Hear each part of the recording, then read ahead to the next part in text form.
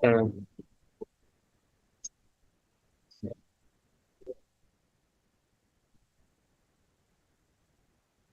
Ah, das heißt krank.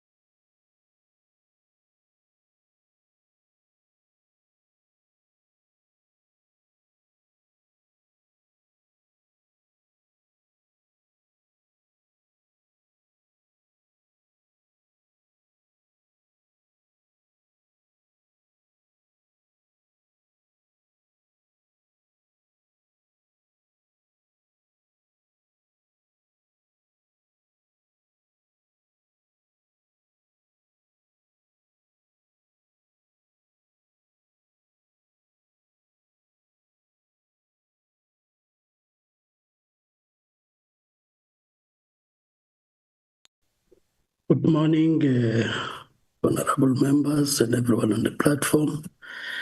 The time Recording is now in progress. which is the time scheduled for our meeting to start. May I just confirm with committee support that we now have the required number to can start the meeting.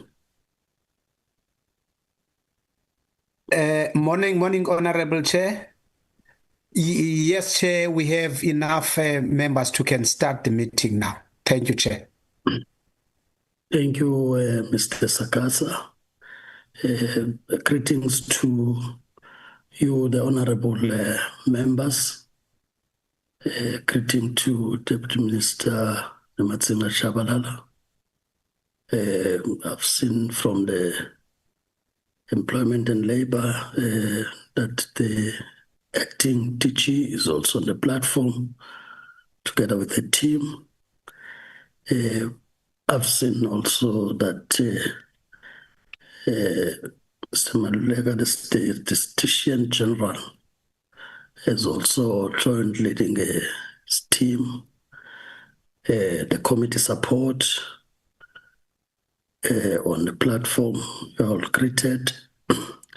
Let me also greet all the support staff to the ministry, that is both the minister and the deputy ministers on the platform. Of course, greeting South Africans who are following deliberations of this committee on platforms made possible by Parliament as a way of ensuring the participation of the people in the work of Parliament. Now that it's confirmed that we have got the numbers to proceed, let me just go through the formalities quickly so as to have quality engagements in the meeting. Honorable members and all participants on the platform, you are reminded that this is the meeting of the Portfolio Committee on Employment and Labor in the National Assembly, and therefore the rules of the National Assembly on meetings convened on virtual platforms apply. You are therefore advised that at all times, please ensure that your mic is muted and your video camera is off until at a time when you are recognized by the chairperson, and that at that point you'll then proceed to unmute your mic and unmute your video camera. If you are experiencing connectivity challenges, you would ask for the permission of the chairperson to switch off your video camera so as to maximize your bandwidth. Of course, from time to time, there may be those that lose connectivity and have to reconnect. Please ensure at all times as you reconnect to the platform that your video camera is off and your mic is muted, as mics are sensitive and could therefore pick up background sounds that may interfere with the meeting. Honorable members, point of orders, as you know, are provided for in terms of the rules of the National Assembly.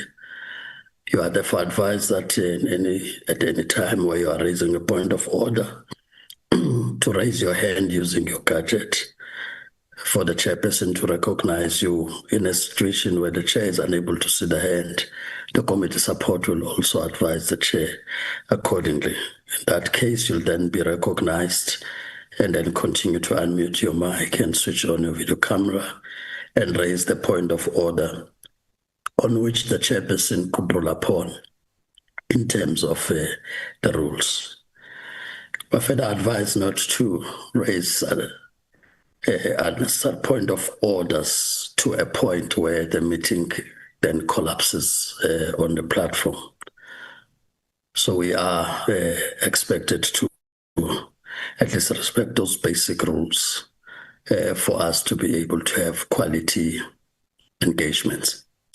Having outlined the rules that helps us to proceed with the meeting, We have got confirmation that we had the numbers to proceed. We just wanted at this point to call on the committee support staff to place on record if there are apologies that have been received. Committee support.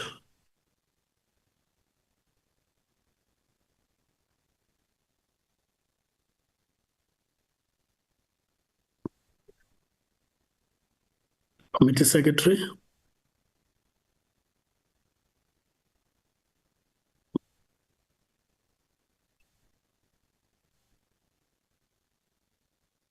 Or is it me who's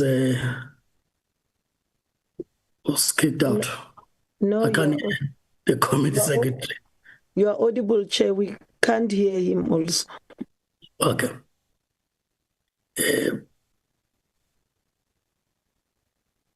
Mr. Sagasa, unless you have muted yourself, but we can't hear you. So I'm checking if there are apologies that have been received by the office.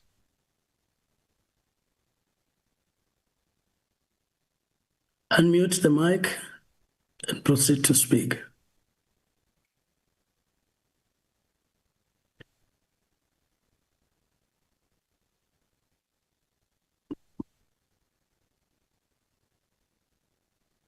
I just cannot hear Mr. Sagasa. Morning, Chairperson. Yes, Ms. Mabindisa. Morning, honorable members. Chairperson, Zolani just informed me that he's experiencing some internet problem connections, but then he then informed me that we have two apologies, chairs, one from the Minister, Minister Meth, and one from Deputy Minister Stibia. That's all, Chair. Thank you. No, thank you. I will then just check if there's any other apology that may have not been received by the office. Julia's iPhone, that's the hand I see on the side. I will take it from State SA. You are recognized. You can then unmute your mic and proceed. Thank you, Chairperson. It's my iPhone, Juliet Basson, MP Basson. I don't see you. All right. Thank you, sir. Chairperson, it's extremely sad to receive the apology of the Minister and Deputy Minister once again in our meeting. I think it has to come to a point where we need to call the Minister to order. This is unacceptable. Every week, we are continuing with meetings and meetings, but the person we are holding accountable, the reason why this committee is here is never in our meetings. This is not fair towards us anymore, sir. I think it's now time to start holding the Minister accountable. Thank you. No, thank you, Honorable Basson. We have dealt with this matter before. We've raised it accordingly. But we do appreciate that there's also been consistency in that a deputy minister would be sent to the meeting in this regard. And Wednesdays are quite clashing, including this one of today, even from a time point of view. But we have raised this matter as it was raised by a number of you before, and there would have been meetings where the minister would come and be able to explain what she would have been working on. So would take it forward in that way, that it has been a matter that we've dealt with. But more importantly, we should always remember that the meetings of the committee, and I repeat this all the time, is that they are convened by us who are not convened by the minister, but the minister and the administration that supports the minister is coming before us to account. But we should be able to proceed with our meeting and continue to raise the matter also with the leader of government business through the Speaker's office. I take it that we would not want to continue debating the apologies. I will also want to hear if there are further apologies received. I do not see a hand in this regard.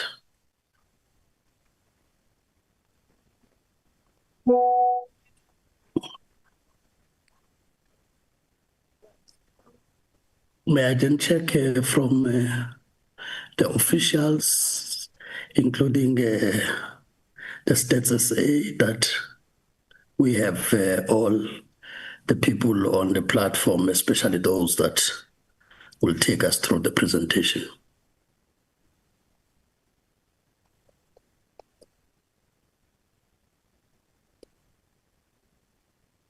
Is Mr. Sakasa back? Yes, Chair. I think I am back, Chair. Okay, so we have all the people that have indicated in terms of duties that they will be presenting, that they're on the platform. Yes, Chair. We have the Stats SA. We have people to share their own presentation because I made them co-hosts, Chair. Okay. I will then, without further waste of time, that as you flight the agenda, I just outlined how we're going to approach the agenda. As I once more welcome the delegations,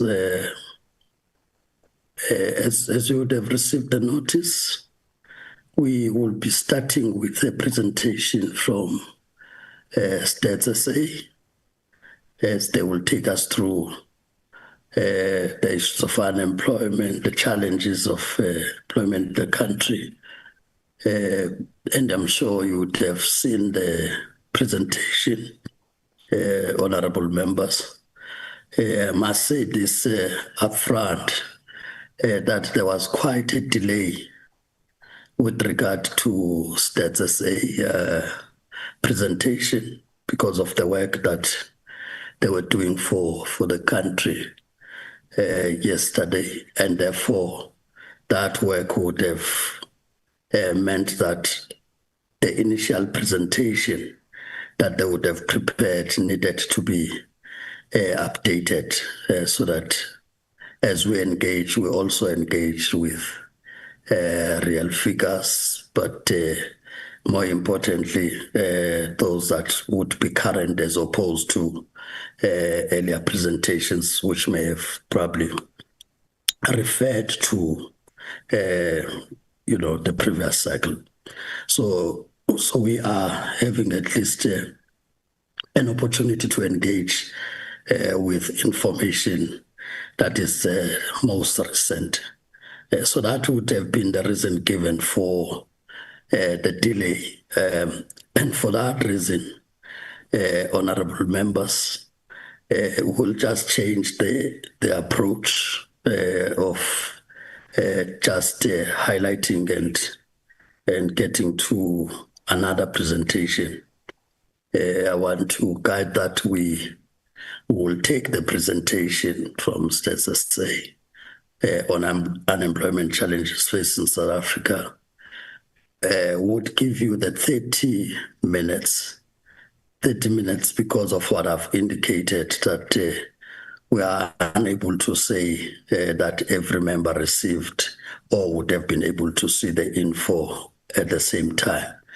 And therefore, our pace of processing the information may not be the same, but would use the opportunity in the presentation where you are raising the areas that you want to emphasize as part of also the revision side for members on the information that they were able to process in the shortest time that they have received the presentation.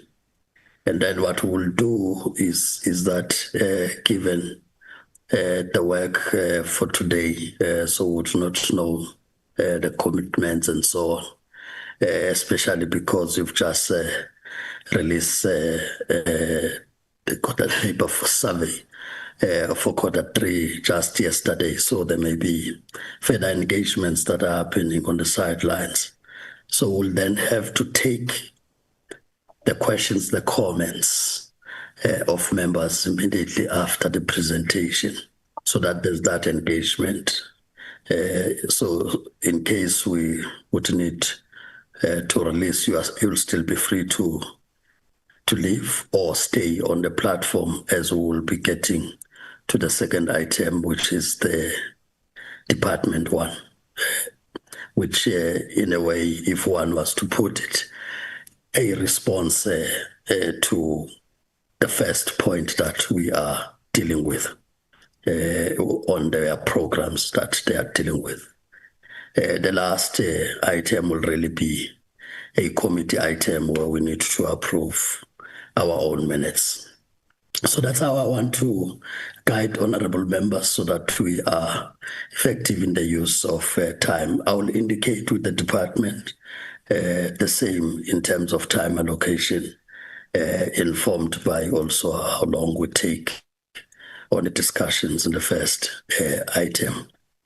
Just to remind members, as a last point, is that this item is before us because we have agreed to place on the program to create space for members to understand how also Stats SA arrives at what it gives out, and members have now the opportunity to clarify themselves too on that aspect in a way that helps us to use the information available to strengthen our oversight work, including in the way we look at resource allocation to address the challenges faced by the country. So that having been said, I would ask Honorable Mugwili, I think your mic is just mistakenly open, so thanks for muting.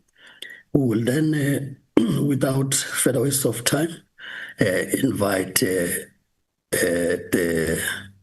SG to indicate how they would be approaching the presentation, so that we don't jump you as the leader of the team, but you will indicate how you are to approach the 30 minutes in your presentation. Once more, please feel welcomed, and we really appreciate that you've honored the invite from the committee and helped to enlighten us on this agenda item. I will now give over to you. I hope I'm still audible on my side with all the network challenges that people may have elsewhere.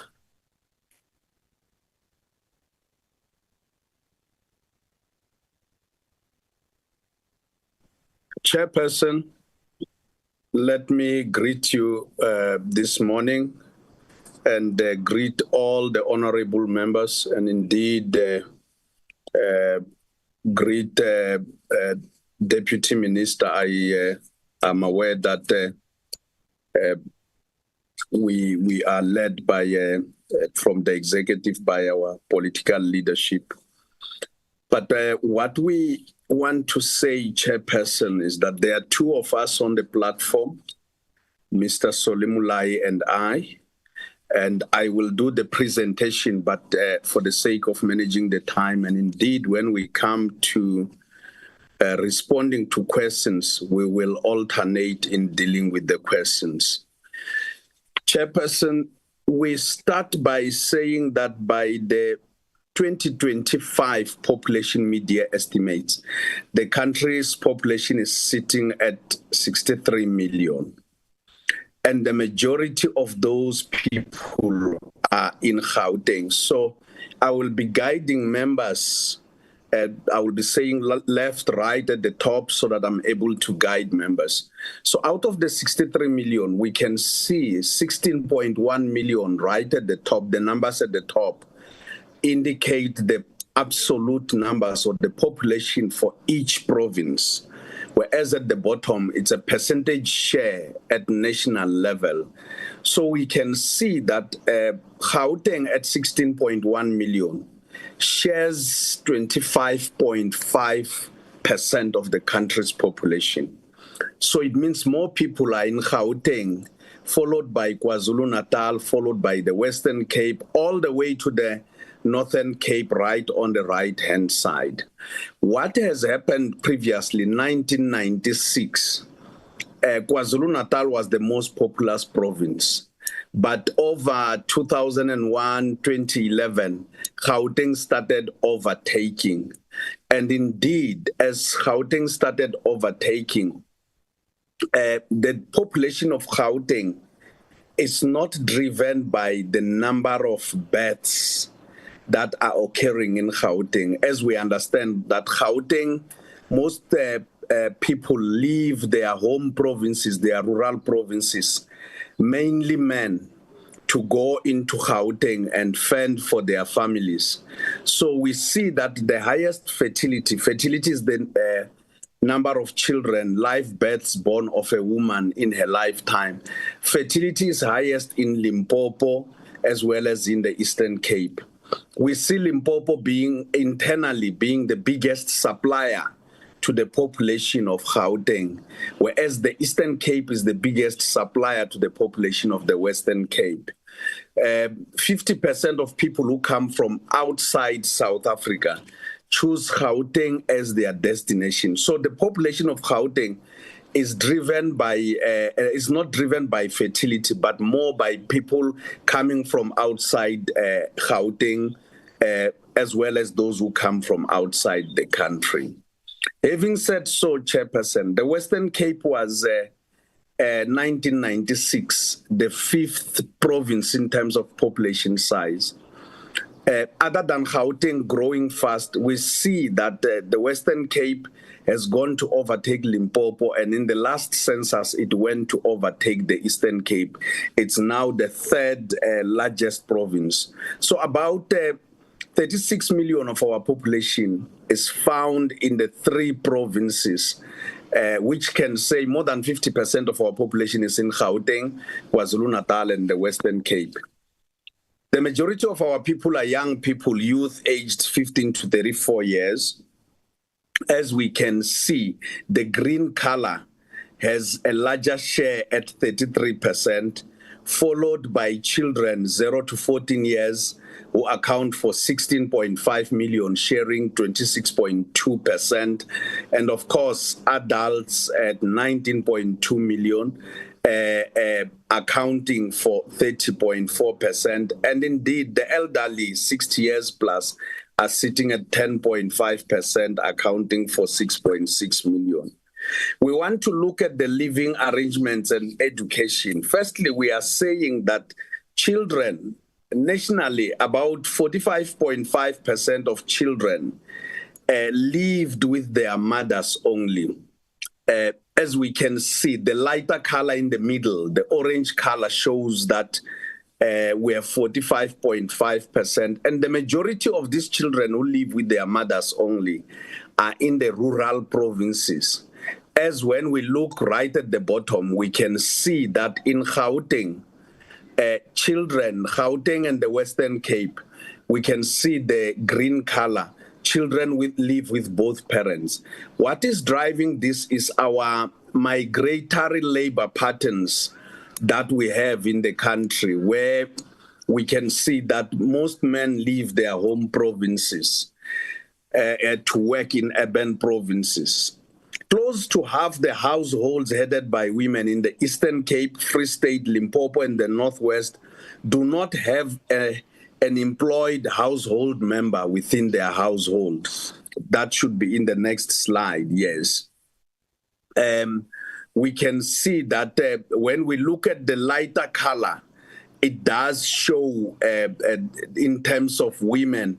And we can see that when we look at Gauteng and Western Cape right at the bottom, they are sitting at about 30%, 25.9 each, where they don't have an employed member in their households. Whereas when you look at households headed by women in the provinces of Eastern Cape right at the top, Free State, Limpopo, they don't have a member working in their household. There's a difference, Chairperson.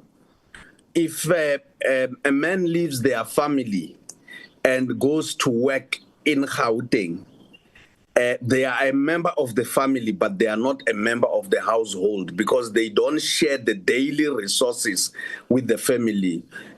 One, water and electricity. They use water and electricity in another province. They don't share with their family every day. They may be sending resources, financial resources to support the family, but they don't eat from the same pot on daily basis, or at least a minimum of 4 days a week, because they are in other urban centers. We have more learners in primary school and secondary school, as we can see, the orange colors, both light and dark, than we see a throughput to university and TVET. And of course, right at the bottom left corner, we can see that we have a small share of children in preschool. And we will understand that children account for 26% of our population, and we can see that they are there in preschool. We do see that almost 3 in 5, about 58% of youth aged 24 years were not in education or training facilities as of 2024, when we look at the next slide. Chairperson, I wanted to plead with Solly to move the slides here. Chairperson, we have asked young people aged 7 to 18 years, anybody who is younger than 15 years, somebody had to respond to them in the household. Reasons why they are not attending school. So we will see the blue dot shows that it's the males. The lighter dot, orange dot shows it's females. The gray shade, it's a national average. So we can see that more boy or more male learners at 28% were saying that it's poor academic performance. We tend to see that in our schools, females perform much better than males. But and this confirms that why males are leaving school is because of poor performance. But there is one, when we look at family commitment, we can see that the females are sitting at 11%. Males don't even make 0.5%. They are sitting at 0.4%. And this family responsibility, Chairperson, it's when there's an uncle and aunt sick in the family, they ask the girl child to go and look after them. And some of the female learners are looking after children of their own. We have more teenage pregnancies occurring in the country for children as young as 11 years who go to Home Affairs and register their children. In 2023, Chairperson, one child aged 11 years went to Home Affairs to register their child as a mother. About 3 children aged 12 years did the same. 27 children aged 13 years went to Home Affairs to register their children. And we had about 301 children aged 14 years and 1,796 children aged 15 years. Now, these are the ones who went to Home Affairs because we only get data from registered live births. We do not know, Chairperson, about those who didn't go and register, and the Department of Education tend to have this information. Our census data showed that those with no schooling have continued to decline, and indeed, as they continue to decline, as we can see, coming out of the year 2009 all the way, we have seen 2002, my apologies, as those with no schooling and those with lower than primary are continuing to decline. We see, and some secondary, we see those with grade 12 rising. We can see on the right-hand side, orange color, that those with grade 12 are rising a little more faster. And indeed, with post-school, we see there's a rise, but that line on the right-hand side is not rising as much as we see with those with matric. So we have a lot more people with matric, but who cannot enter institutions of higher learning. Now, when we come to labor market statistics, we used to look, and this is the reason Chairperson indicated that we delayed a bit in making our slides, is because yesterday we were releasing quarter 3 of the quarterly labor force survey. Now, in the olden way of measurement, which was guided by the ILO way back in 2023 from the International Conference of Labor Statisticians, we used to have the labor force, which are those who are employed, unemployed. I'm talking about the left-hand side, employed and unemployed. And the red color, unemployed, is actively looking for employment. Then we had those that are not economically active, as the discouraged work seekers and others, such as students, people who are too old or who are sick or ill, or people with disability who said they could not work.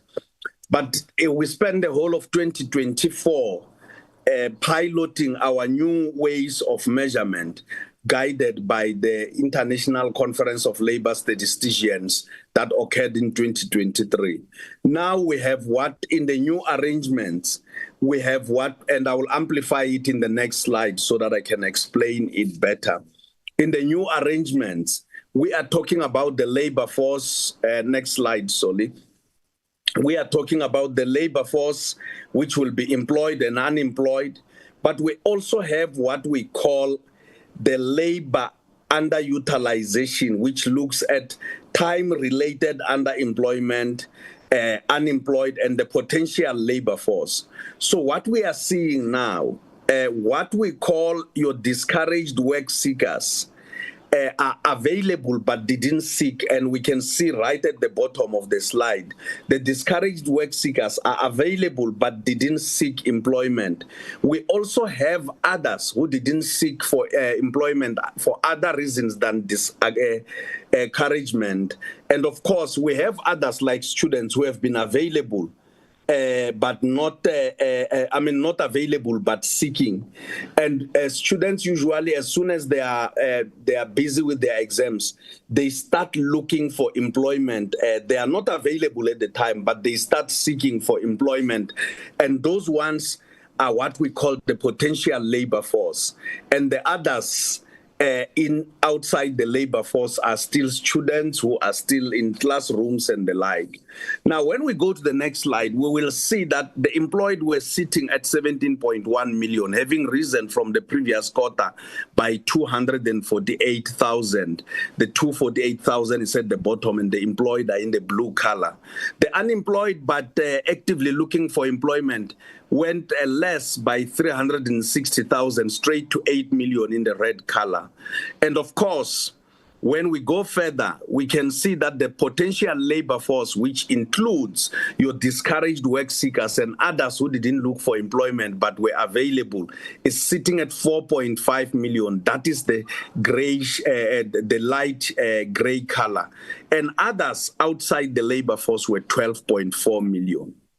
Having said so, the 8 million unemployed represent 31.9% of which is our headline unemployment rate, which is 8 million divided by 25.1 million in the labor force. But then when we go into the next slide, we will see, before we go to the next slide, in the current slide, we will see that the potential labor force is sitting at 4.5 million. That is the lighter color, lighter gray, of which 3.5 million were the discouraged work seekers, and others who were available but not seeking, 965,000, and of course another 83,000 who are not available but seeking. Those 83,000 include students or parents who are still making arrangements as to who will look after their children. Having said so, when we go to the next slide, we can see that we used to have what we call the expanded unemployment rate. It has now been refined. The 8 million, as we can see in the red color, in the pink shade, is representative of 31.9 million. 31.9% as our unemployment rate headline. As the National Development Plan says, we will use the narrow definition to track our unemployment. Now, when we take the 8 million plus the 3.5 million discouraged work seekers, plus 965,000 who were available but not seeking, and another 83,000 who said we are seeking but not available, we come to 12.5 million, which returns what we call a combined rate of unemployment as well as the potential labor force, which is sitting at 42.4%. Having said so, we will remember that we have what we call time-related underemployment. These are people who are saying, I work for less hours in the week, I work for less hours in a day, people like who work in our households as cleaners. These ones, we are now bringing them in other measures. So the first line on the left-hand side is our headline unemployment rate.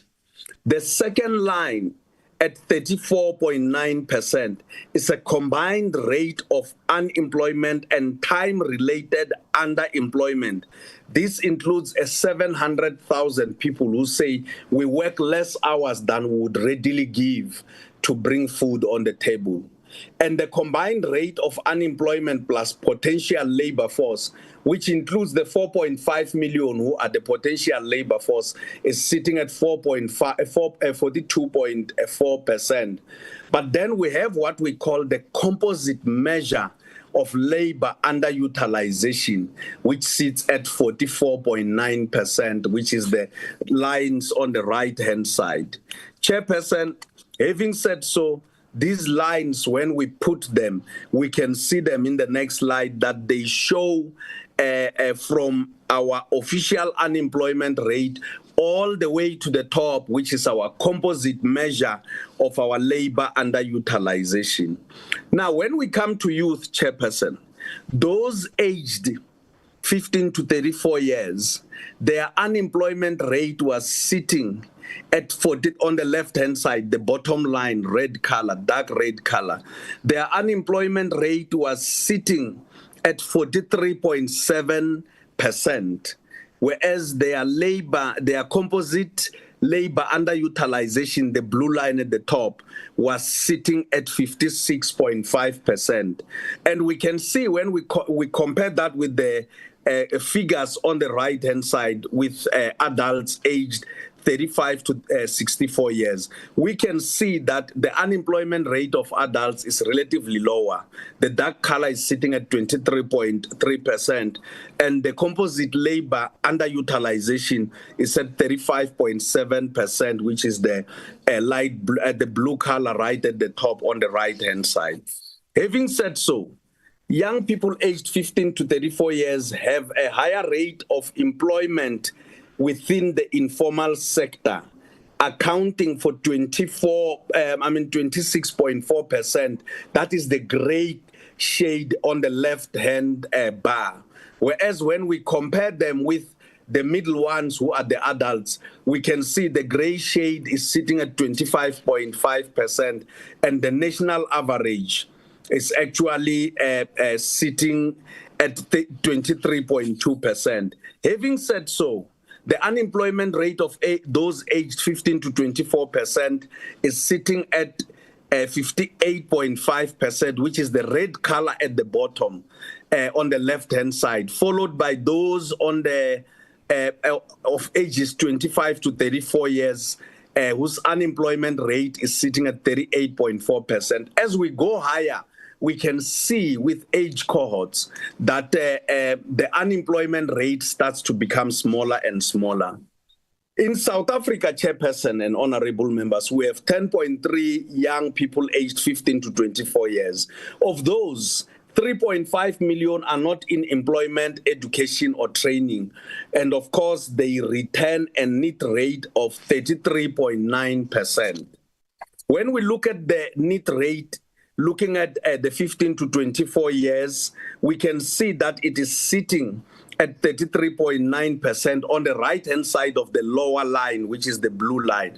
The gray color at the top is the NEET rate for those aged 15 to 34 years, which is relatively higher, sitting at 42.7% on the right-hand side.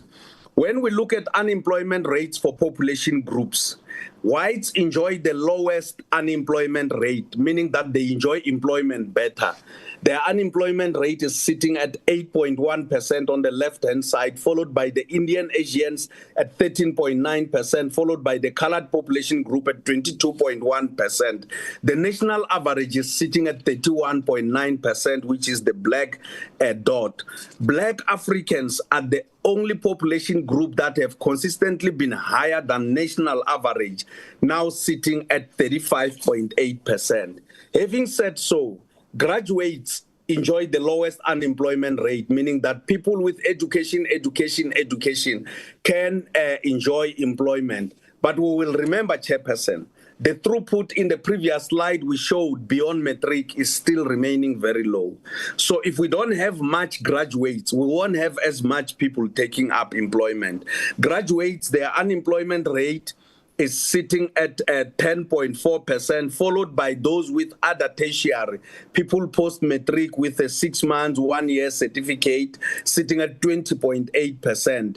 The dotted line is from top to bottom is the national average. And indeed, the unemployment rate with those with matric and less than matric is sitting at 34% and 38% respectively. So it's no longer fashionable to have matric, Chairperson. Having said so, the unemployment rate for those aged 15 to 34 years is, that is the red color at the top, is higher than the national average, sitting on the right-hand side at 43.7%, whereas those with of ages 35 to 64 years, it's below the national average. That is why it's within the pink shaded color, sitting at 23.3% on the right-hand side. The Northwest Eastern Cape showed the highest unemployment rate as well as the lowest participation rate for those aged 15 to 34 years. And when we look at discouraged work seekers, about 1.9 million of the 3.5 million discouraged work seekers were young people aged 15 to 34 years. That's almost 2 million. Whereas the adults, their discouraged work seekers were sitting at 1.6 million on the gray color on the right-hand side.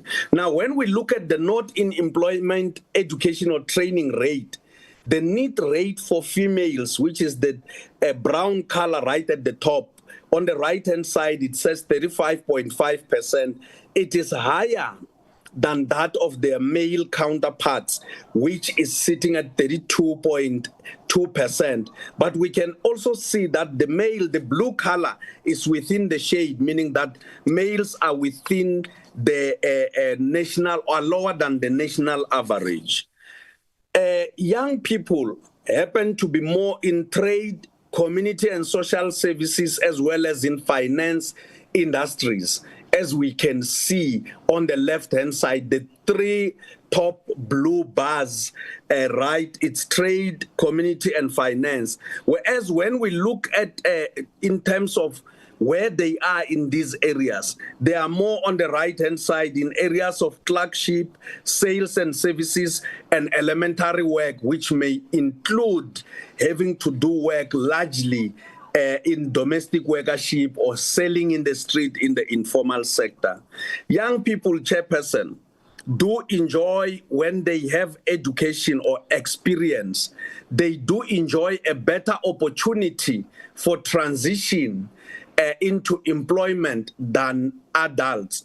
As we can see that with experience, we can see that they transition more to about 12.3% on the right-hand side compared to adults who can readily transition to 7.4%. So when we give young people education, they are able to transition a lot more better. Chairperson, I will gallop a bit. I want us to understand the informal sector. The informal sector in South Africa was those that are running non-VAT registered businesses in 2023. We can see coming out of 2001 that were 2.3 million of people running the informal sector. The majority of them were female. But when we go to the right-hand side, we have 1.9 million. Now, females have been surpassed by males, sitting now at 0.8, that is 800,000 on the right-hand side, compared to males with a gray color sitting at 1.1 million. Having said so, Chairperson, when we compare 2001 and 2023, we can see that fewer youth are now running the informal sector, as we can see on the left-hand side. To the first two figures on the left-hand side, we can see that the green color represent 2023. The gray one is 2001. So we see that young people have actually dropped from where they were. Now, let us look at sources of income, including grants. We are saying that whites enjoy the highest income, sitting on the black dotted line, sitting at 609,000, and their expenditure, which is the light color, is 410,000, right at the top. The Indian Asians follow the whites with income as well as with expenditure, followed by the colored population group. The black Africans right at the bottom, they are having the lowest income and lowest expenditure patterns. And these, Chairperson, we can see the gap between income and expenditure means that the white have more disposable income than the black Africans.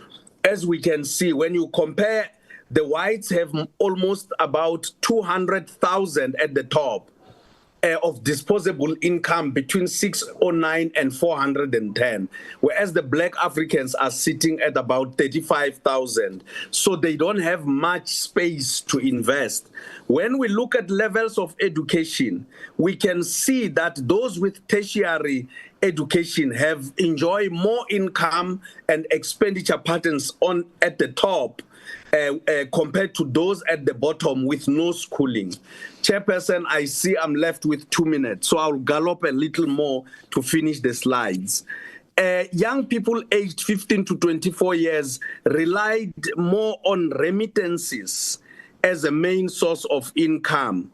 Chairperson, if we look at the gray color right at the bottom of the bottom bar, we can see young people aged 15 to 24 years. They are still in their rural provinces. They are still dependent on their parents, and the parents are the ones that are sending them income than what they get from salaries, which is the green bar sitting at 34.6%. We see that a percentage of young people that benefited from social grants increased steadily from 2009 to 2024. We can see the lighter colored, which is the pink and the orange color. These are young people have increased a lot more higher than what we see of young people aged at the bottom with a green color, 25 to 34 years. Chairperson, the percentage of youth aged 15 to 24 years that benefited from social grants decreased sharply after the age of 17, as we can see. When we look on the left-hand side, when we come to the age 18, they start declining. Chairperson, as I'm left with about 45 seconds, this slide that comes says Ndihela Kwala, which says in English, in Xitsonga, translated into English, it means I finish here. Chairperson, I need to tell this story. When I was young, growing up in the village, our mothers could not read and write. They relied on us as their scribes. They could not finish a letter with, I miss you, my husband, I love you, my husband. Mother and fathers were in urban centers, ended a letter in Xitsonga that with a standard conclusion, Ndihela Kwala. Because they were not empowered to write for themselves. In Sepedi, they would say kifetsa ona mo, in Setswana kifetsa ona fa. In isiXhosa ngiceda khona apha ngomkhulu umbuliso. The English and the Afrikaans chairperson could express themselves. They could say, I miss you, my husband, I miss you, my boyfriend. The Afrikaans could say, ek lief vir jou. In Isindebele, they would say ngiyathokoza. In isiSwati, they would sing ngiceda lapha bongwane, amanyente anginawo bongwane. Yet, chairperson, and President Mandela said, never and never again, I close the quote. Should we allow any section of our society to be disadvantaged when we have numbers, chairperson and honorable members, to tell us where we are making progress and where progress is lacking? In isiZulu, when they ended the letter, they would say amaningi ang now. So now I'm chairperson, amaningi ang now. The next slide is blank. I thank you. Thank you.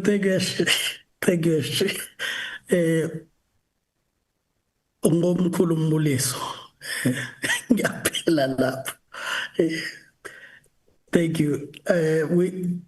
As I said, honorable members, as I thank Mr. Maluleka, the Statistician General of our country, for this presentation within the time that has been allocated. But I think he has done justice to close the gap of when did we get the information. I will then not waste further time and allow you who would want to participate on this item, whether it's questions of clarity that you want, whether it's comments to make. So we are allowing that space now. I will then recognize hands as you raise them in case you have got problems with the gadget. You can just open up the mic so that you indicate that your name be included.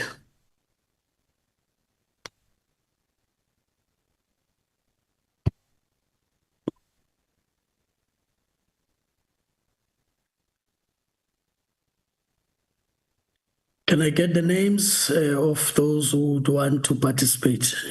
So when I don't see hands, I take it that siyaphela nyani kule ndawo. Kuvakele.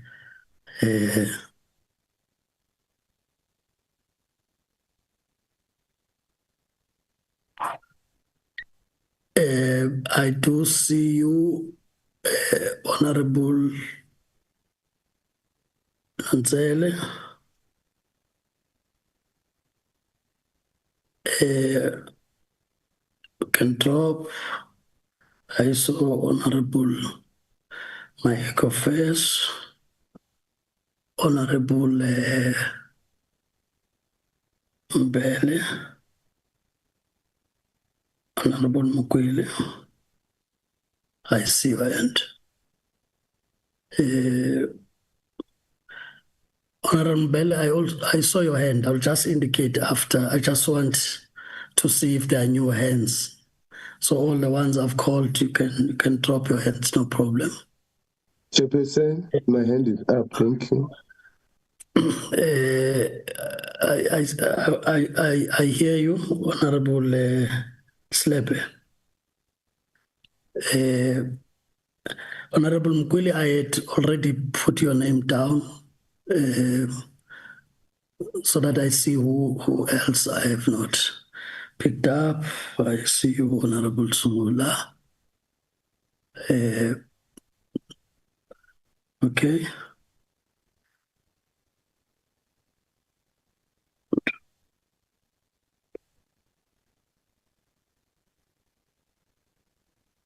Okay, unless I have not seen your hand. The hands that I've seen, now I'm putting them in order. Honorable Mahecho, 1. Honorable Mbele, 2. Honorable Mukwili, 3. Honorable Kopane, 4. Honorable Slepe, 5. Honorable Zungula, 6. And then I have the last hand, Honorable Nanzele. So I've not left any hand that was up. Can we then start with Honorable Maetso? As we start, just to indicate that our rules still apply, that we allow the engagement, but we just have to be sensitive to the time to allow the other members to also make a contribution. So I will not impose 3 minutes or 2 minutes, but allow you to speak. This is the opportunity we have in committees to really make the inputs we need to make. Honorable Maetso can then proceed. You will then be followed by Honorable Mbele. Immediately you leave the platform. Thank you. No, thank you, Chair. Greetings to the States General and the delegation, and greetings to colleagues, members of the Portfolio Committee, and to the fellow South Africans. Chair, I think let's welcome the presentation, and it's quite informative. Indeed, we are learning every day, but also getting this particular information is quite helpful.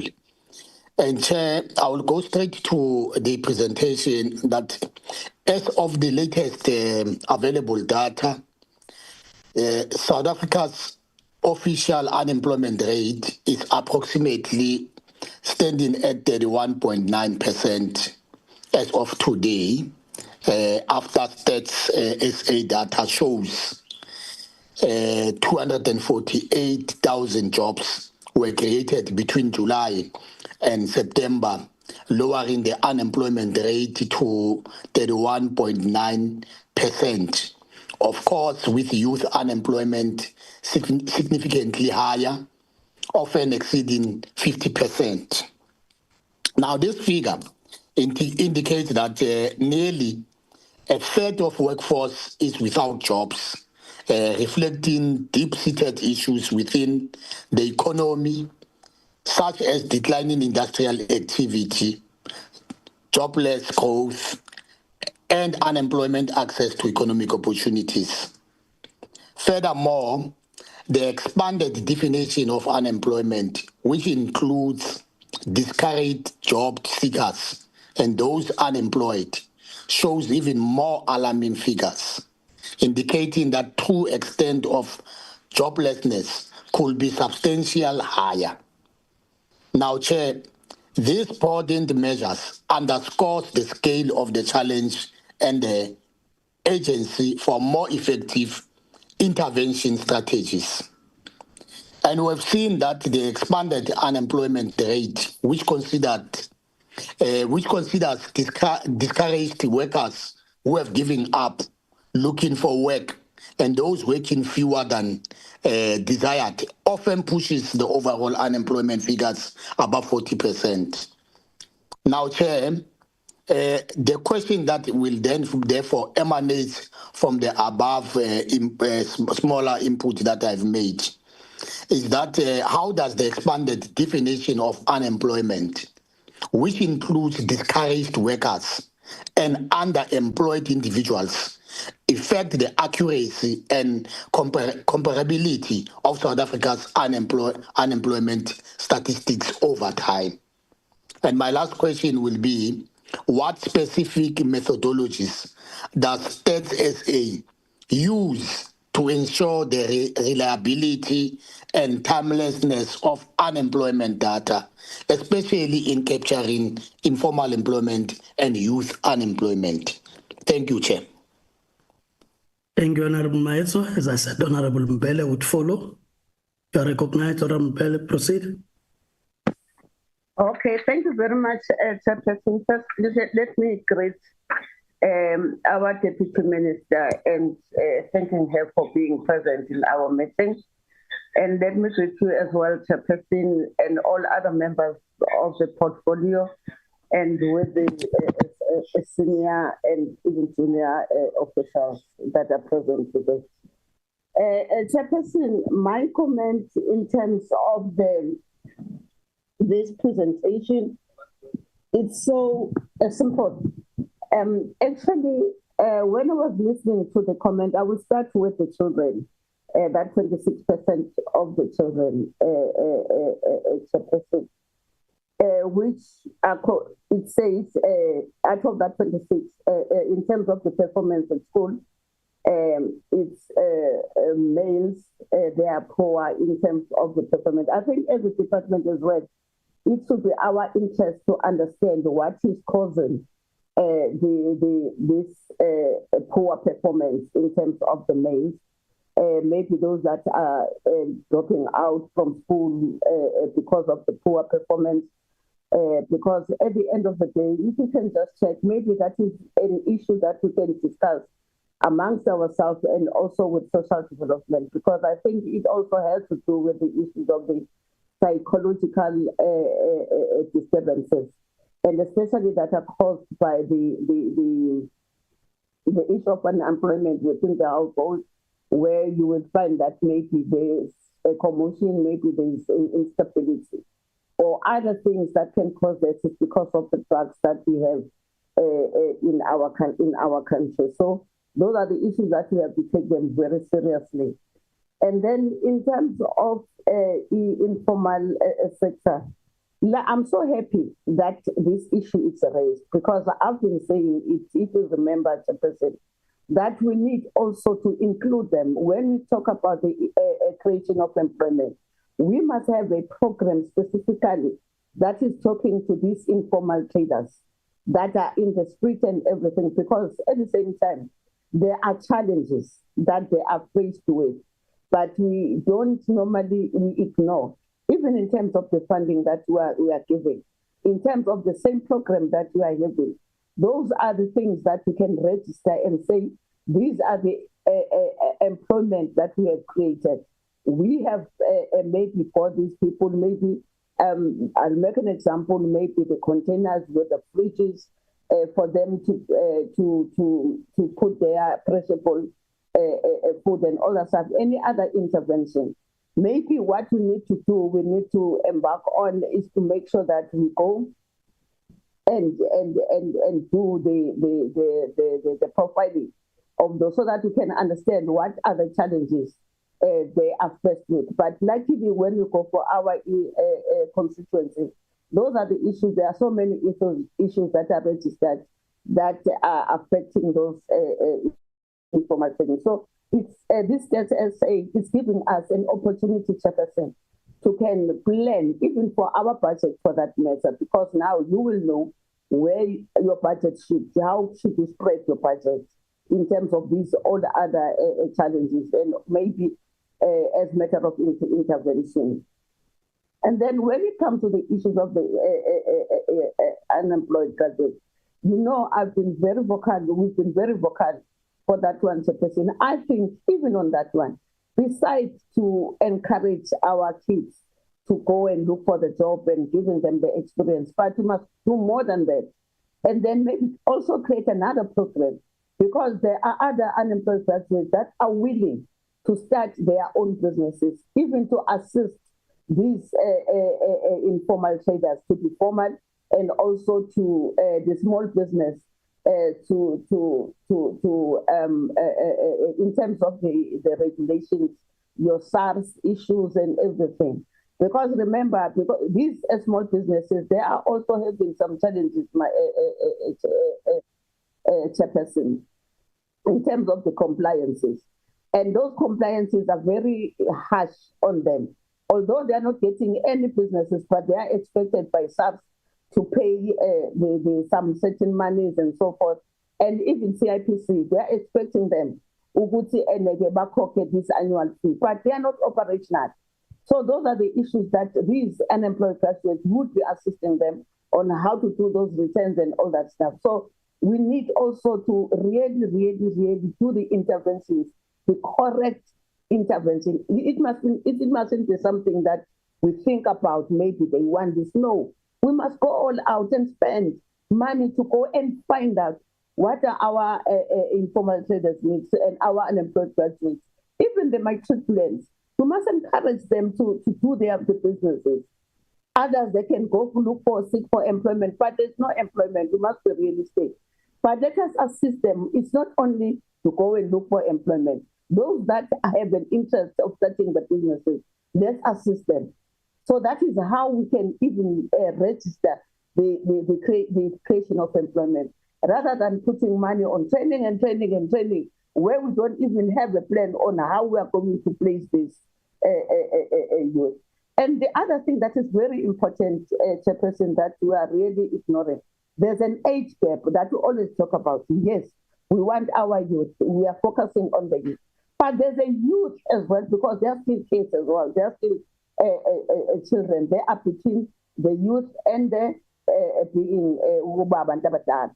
So you are talking about the people that are very responsible, that are raising kids, that are raising their families, that are looking after the elder ones. Now we are tending to ignore. Now we have a very good project, a project of this what you call that has been released right now, but they are nowhere.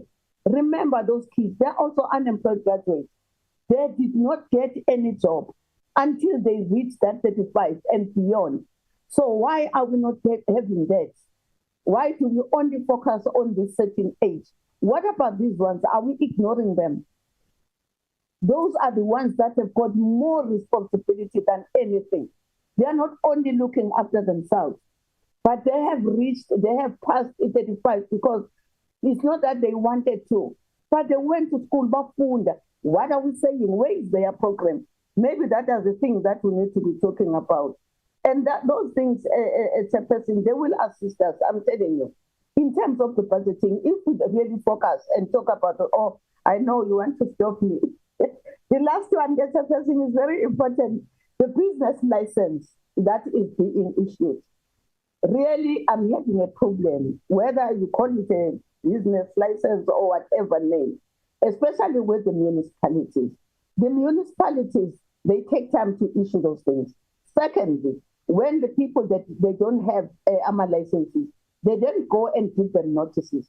Instead, they take their food. It is not, that is a criminal offense. You can't take somebody that person has bought and buy it to pay it. So why should Tata isn't those about by side? As the government, so it's Peter. That is cruel law, but that is a cruelty that we are practicing. So when let us look at this and just say, because then to yes, and said, thank you, Chairperson. Thank you, Honorable Mpele. I recognize the Honorable Mukwili, who would be followed by Honorable Ngopane. Thank you very much, Chairperson. And greetings to you and to the statistician with his team that is here, honorable members. And I would like to congratulate Honorable Zungula on his achievement. On a weekend, we saw videos trending. He was getting married. I would like to say congratulations, Honorable Zungula, on your marriage. We hope that God will protect it and you live long in it. My name is Tebogo Mokwele. I'm deployed by the Economic Freedom Fighters to this committee. I would like to appreciate the presentation from Stats SA. Chairperson, this is the reality that we are living in. It is clear that, am I audible, Chair? I'm struggling with the network. Quite audible, Honorable Mokwele. We can hear you clear. Thank you very much. I was saying this is a clear indication and a reality that as South Africans we are living in. We have noticed that even if the statistics in unemployment goes down, but the future of this country, which is the youth, the unemployment still remain high. And this is a call for a concern. As a country, we need to reflect on how we plan our things and on how we implement our plans so that we are not planning to fail, but we are planning to do a successful and a sustainable jobs for our people. It clearly shows, Chairperson, that we as Black people, the people that are in majority in the country also, we are still enduring the pain in all aspects, unemployment being the center of our crisis, taking care of families by males that happens to be fathers or daddies. It's still a concern because this matter, it comes from a historic background where we used to be without our fathers, and our fathers were not taught how to be responsible parents for their kids because of the socio-economic conditions that we find ourselves in, even now after apartheid. Chairperson, Kinali Potso, I don't know if my question will be relevant, but it's just a reflection to us all to say, even if the unemployment has dropped, does this drop means that we are achieving in dealing with unemployment, or retlakadi programs that are temporary relief to the bigger problem that we are having as a country? Because as I was checking the statistics, normally around this time, around this quarter, the statistic of unemployment always goes down. And it's because of the programs, the unsustainable programs that we do, the programs of your labs, the programs of your EPWPs, the programs of your yeses. And immediately when we start the year, when those period end during the year end, we find ourselves again going up.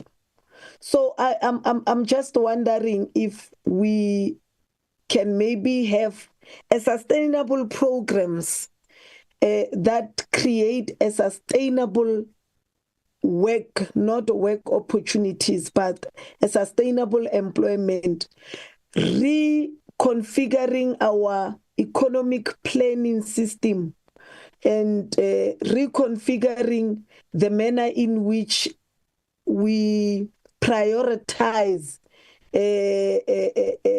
our creation of jobs, strengthening the informal sector in a manner in which when we direct funds to where it needed most, and monitoring systems will be implemented in terms of how we need to grow our economy, and at the end make sure that number of our people are employed.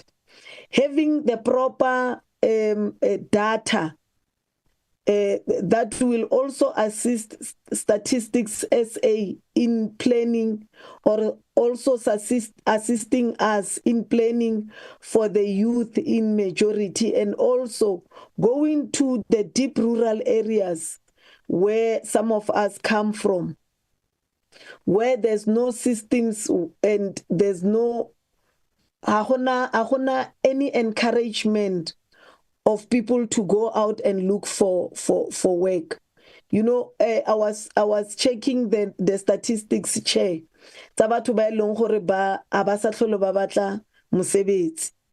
You know why? It's because the data to go and look for work, it's expensive. You must go, have a data, have a money to do photocopies, look for Z83 if you are applying for government. It's money. You must go into the website and look for that, and also travel from wherever you are, traveling from Molate, the village, to Muhwase, where you will find some of the needs that you need. It's almost costing a young person who is a graduate or who is not a graduate, it costs that person not less than 200 rand per trip. So that on its own, it tells you that our planning somewhere, somehow, we are failing. And also accessibility of things that will assist the young people to apply for job. Also, it's expensive, and those people are living with they are living with remittance, Chair. So if we can maybe be able to plan properly, I think as government will achieve what we want to achieve, and strengthening the capacity of the state so that the state can be able to be a drivers of employment and create jobs for its own people. Thank you very much, Chair. Thank you, Honorable Mukwili. When you see me, you know, otherwise I give space. But we get to Honorable Nkopane. You are recognized. Thank you, Honorable Chair. Honorable Chair, let me appreciate the presentation by States. But Chair, you know, this issue of unemployment is touching directly on us. And these glaring statistics, Chair, are showing that there's a lot that we need to do as government, and also the focused interventions that are needed. And it becomes a worse, Chair, when we have these disparities, not only now between the blacks, the whites, the colors, the Indians, and all that. Now it is black versus black, you know. And those disparities, Chair, if we don't talk about them, yes, it's painful to find that really, as Honorable Mukwili is saying, other people are just not seeking jobs anymore. That's what was presented by the States General. Now, Chair, I've got only 2 questions on this presentation, direct questions. How does this SA account for regional disparities and sector-specific differences in unemployment when producing national statistics? And what insights can this provide for targeted policy interventions? The second question, Chair, we know where we're coming from. The shocks from the COVID-19, the KZN Gauteng unrest, the killings that you are faced with on a daily basis, the gender-based violence, and also having kids from the big towns being accompanied by both parents to wherever they want to go, either to school or to the clinics. You know, fathers are fathering there. Whilst in the rural areas like Tabachicha, you find that a woman is the manager of her home and also a provider for the children, a provider for the entire extended family. You know, such a life, Chair. Now, my second question is, in what way does the current unemployment data reflect the impact of recent economic shocks such as COVID-19 pandemic and political instabilities and unrest? How might these factors influence future trends assessments? Thank you very much, Chairperson. Thank you, Honorable Ngopane. I now recognize the Honorable Slepe. Thank you, Honorable Chairperson. Let me greet the Deputy Minister in our midst, the State SA, my colleagues. Yeah, thank you very much, Chairperson. Yeah, it has been long overdue that we were waiting for the States SA to do this presentation. Yeah, no, Chairperson, my first question would be, can the State SA give us the metrics that they are using to count the population of South Africa? You will recall, Honorable Chairperson, that then we used to see the census, people where they will go house to house and getting the stats in every household, that how many people are working in this particular home, then how many people are not working, how many are still at school. Then we'll be able to get the accurate figures in that manner. Then as of now, I don't get it. How do they get these figures they are giving us and the accuracy of this? Give an example of the percentage of unemployed of 32%. I had to go to do the comparison with the SASA. The SASA is giving us the figures of 18 million people depending on SRD social relief funds. Those people are getting the 350, 370 per month are 18 million. And there's 14 million that were declined to get this, with the simple reason of that one has received an extra amount of 500 plus of getting an e-wallet to a friend, cousin, whatsoever. That's the reason they were declined.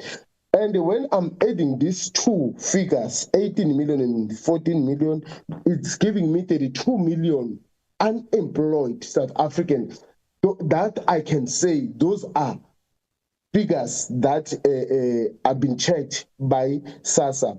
Then with the State SA, are they not perhaps giving us the thumbsuck figures that they are not even sure of, because we do not know the metrics that they are utilizing for this? Can I get that one in detail? Two, Chairperson, in the presentation, they are indicating people from 15 to 24 years are the potential labor force. 15 to 18, is it not the child labor? I think the last time I checked, those were classified as the child labor. If you are employing people between 15 and 18, yeah, you might be been broken a certain laws in the country. Then why even been mentioned the 15 is because they are supposed to be classified under the people who are supposed to attend the school. I'm failing to understand that one. Can they do something better than what they are doing? And then, Chairperson, the last question, they've made mention, or they've indicated on the presentation, the single parent scale there. How do they getting those figures? Because I might say, yes, they're also getting those figures from the SASA. There's single parents that are not depending on the SASA grant. Then there's no indication that we are having or we know of that is showing these particular people are falling under the single parent or whatsoever. I'm just curious, what is the matrix they are using to get all this? And we want to know if they are not, like, can they do things that will put South Africans into confidence that the figures we are getting from Status A are not correct.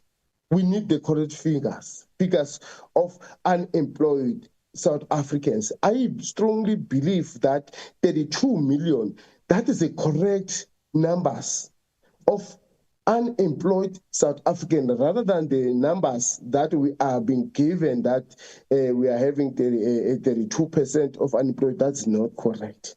Can that be clarified, Chairperson? I thank you.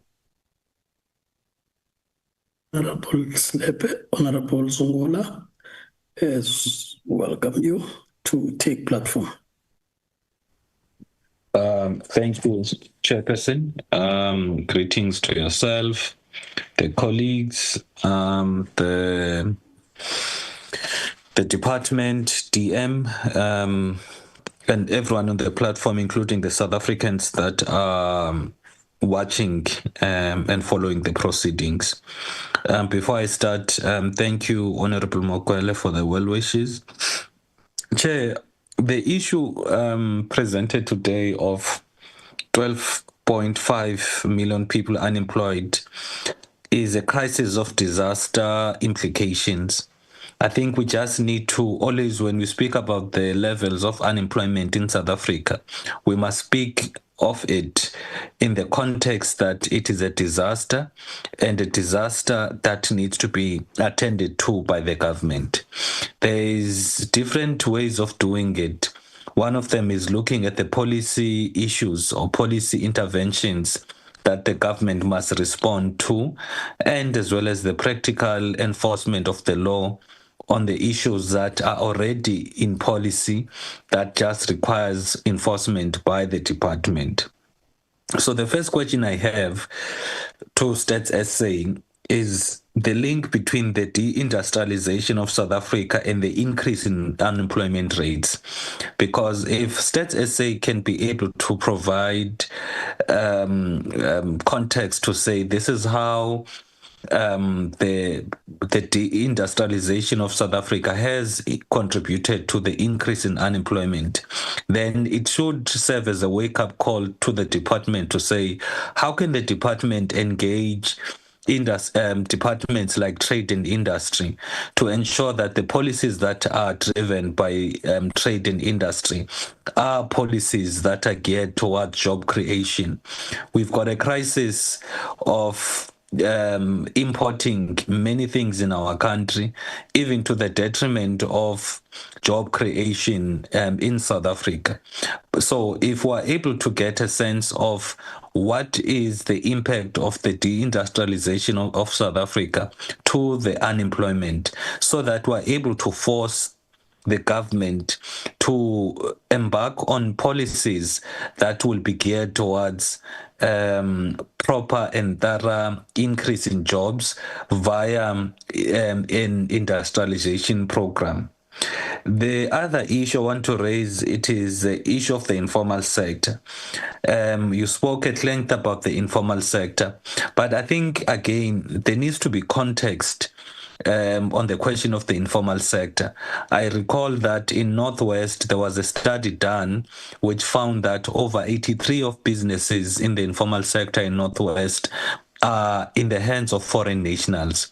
So if one can take those figures nationally or in other provinces, one can see the crisis that we're facing, that once you have people or you've got sectors that are dominated by foreign nationals, what is most likely to happen is that you are going to have a case whereby unemployment will be increasing in terms of South Africans, precisely because some sectors are dominated by people coming from outside of the country, and there's a displacement that is happening in South Africa of the locals. So the dominance of foreign nationals in the informal sector does contribute to the increase in unemployment.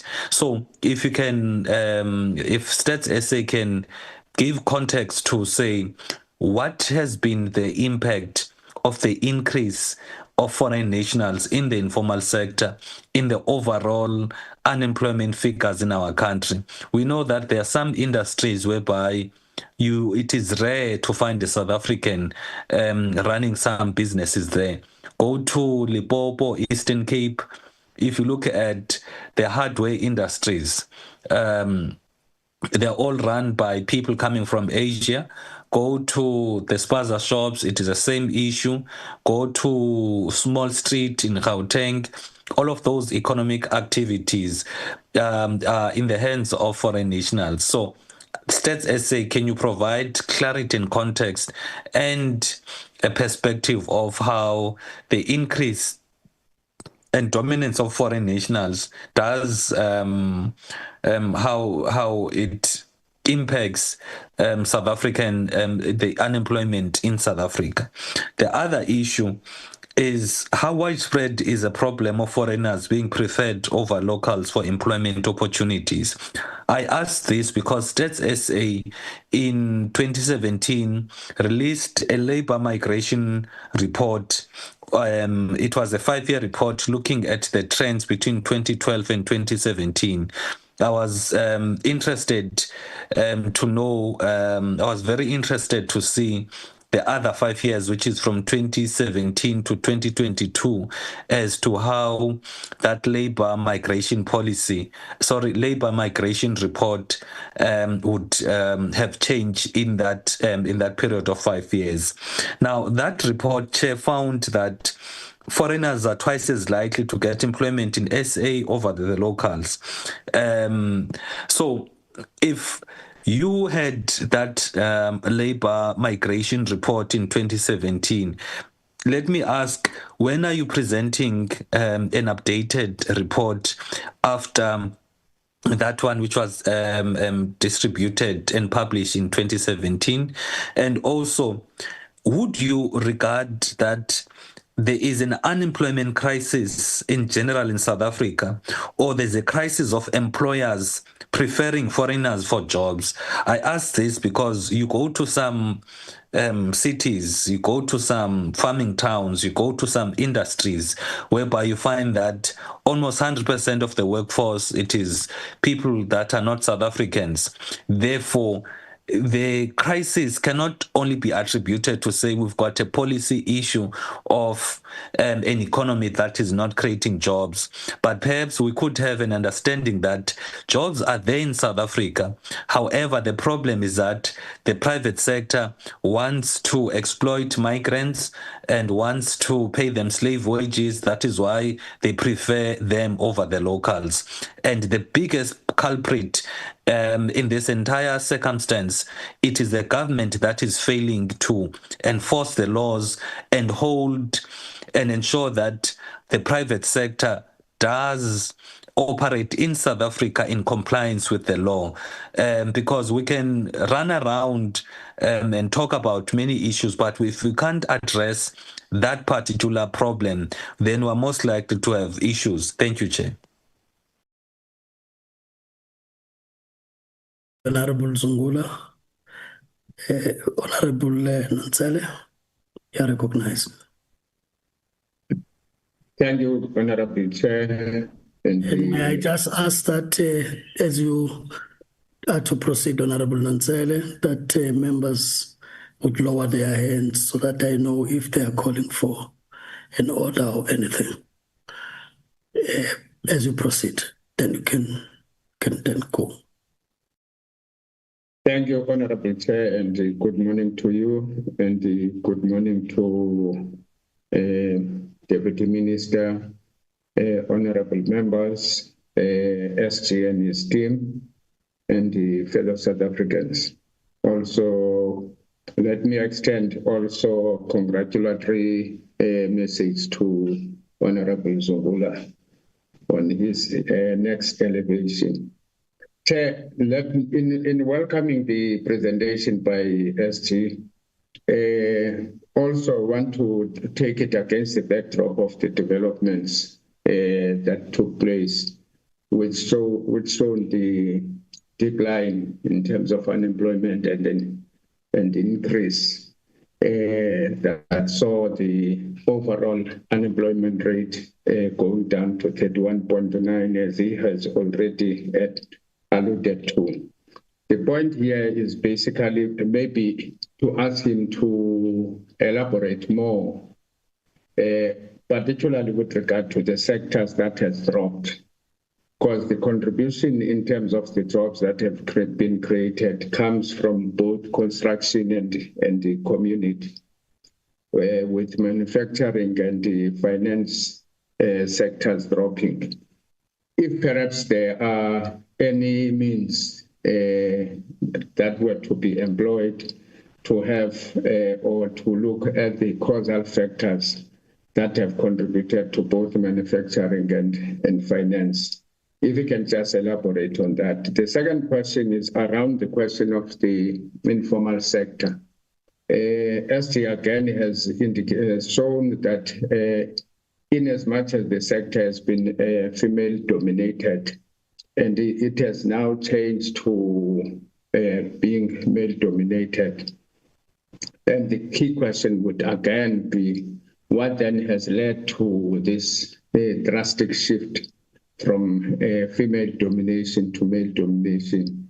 What are the causal reasons that the research could speak to? The next one would be then around the question of the groups that have been enjoying or getting social relief. The stats indicate that immediately after age of 16, if I'm correct, then the numbers drop, meaning that there is a decline in terms of intervention or support programs that are geared to ensure that the social security programs sustain our people beyond the age of 16. The key question here is whether, for instance, is this as a direct consequence of a policy gap, or is just any other factors that he can further elaborate on. The final point, question, Chair, would be then on the stats again. As I've said, then the last question would be, what are the limitations of the current unemployment statistics, and how can these be addressed to better inform policymakers and the public about the depth and the nature of the unemployment crisis in South Africa? So those are the four questions, Chair, that I would want to put forward to SG and his team so that we get clarity. Thank you, Chair. Thank you, Honorable Nansele. You were last on my list.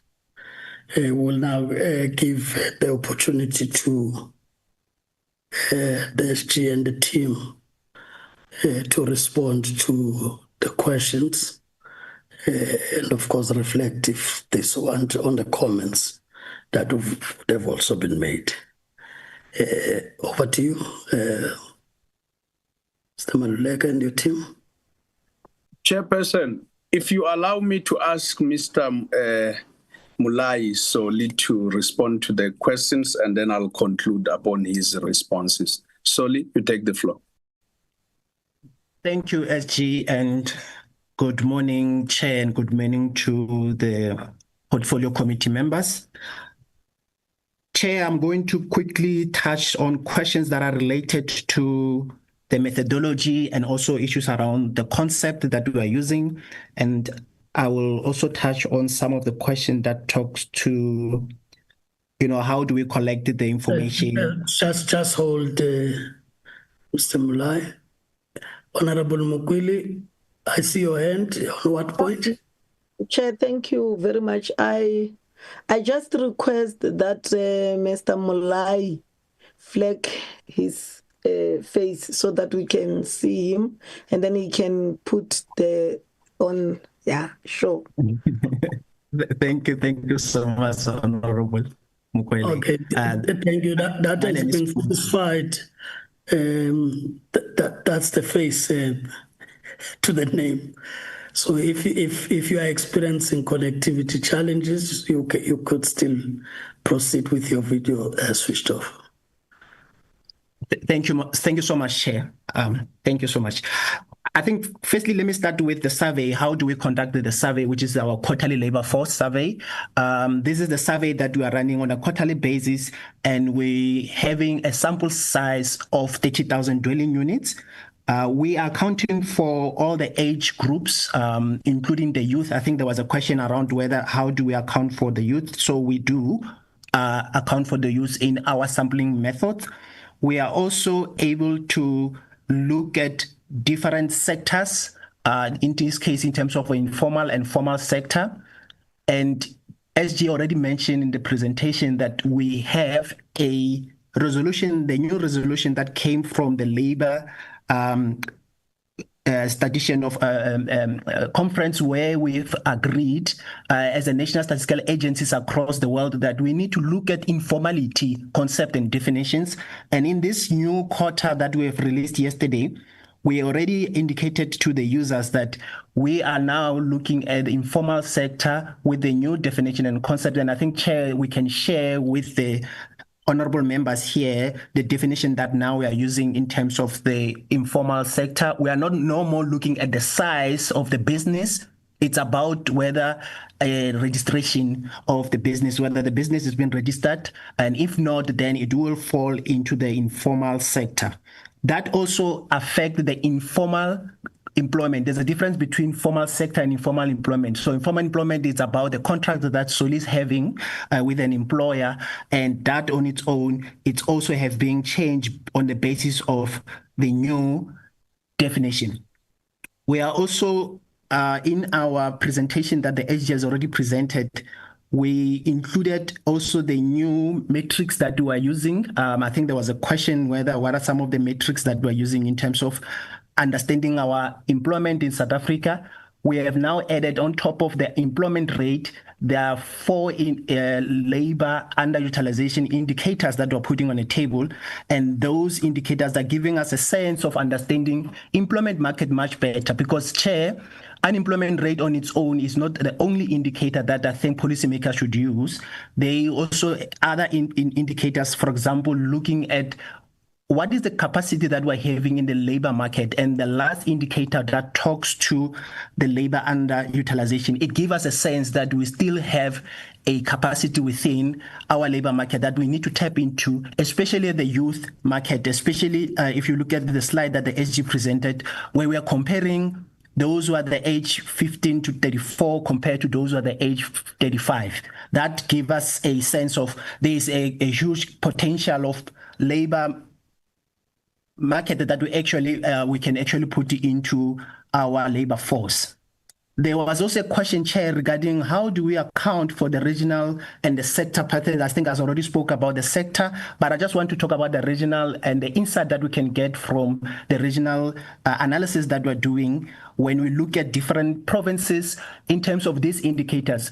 Definitely, we can share the report that we have released yesterday. We do have a sense of understanding different provinces in terms of unemployment rate, in terms of all these indicators, including also the discouraged. And hence, as you can able to present that when you look at provinces like your Northwest, your KZN, and Limpopo, that's where you're seeing more of the discouraged job seekers compared to provinces like your Western Cape and Gauteng. But that detailed analysis, it's available in the report we can able to share. There was a question around what may be the impact of the COVID-19 and the political stabilities, and how does they going to affect the future trends, especially on our survey. I might say, Chair, that if you look at the numbers that we released yesterday, we are saying now we are sitting about 17.1 million people employed. This is the recovery when you compare to pre-COVID-19. So we have recovered from the numbers that we used to publish around employment. We were sitting about 16.8 million. Now we are moving about 17.1 million. I think from our side, we'll see in the next subsequent quarters where we're going to see it, because we once reached the 17 million mark at some point, and then we went down to 16.8 million. So I think from our side as statisticians, we will want to see whether in the subsequent quarters, at what mark are we going to sustain the 17 million that we're having, or are we going to have a new figure in the new quarter? SG, I'm not sure if I've covered everything. I think the rest of the questions you may want to address. Oh, I just want to address one question, SG, around this, the quality of the survey. I think, Chair, I just want to confirm that the concept and definition, and also the quality that we are using to assess our survey, we are definitely confident that it meets all the standards.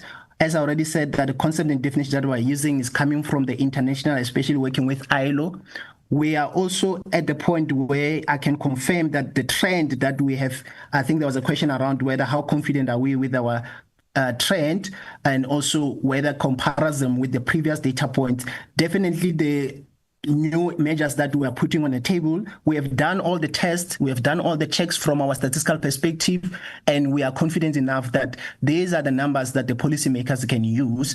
And if colleagues wants a detailed technical report, the last pages in our release, we have a technical section where we can actually provide it to the members if they are more interested in the technical aspect of the survey. SG, I'm going to hand it over to yourself. Thank you. Thank you, Solly. Let me deal with the other questions. Chairperson, some of the questions that we were asked are beyond our remit. It's like when there are policy issues that are beyond our remit, and no matter how much we have insights on the data, we can't deal with them. But I will start with the disruptions raised by Honorable Nkopan on the issues of COVID-19 and the unrest in KwaZulu-Natal and Gauteng. Everything that occurs in the society, Chairperson, or in the world, can affect the way our country's numbers are or the way they look. So let us start with COVID-19. When we were hit by COVID-19, our economy for the first time quarter on quarter dropped below 1 trillion. It went to 954 billion on the second quarter of 2020. That was the level when we had the highest or the hardest level of lockdown, when there was no movement. So that is the effect of COVID-19. On our labor markets, people were not looking for employment. So we had more people not actively looking for employment.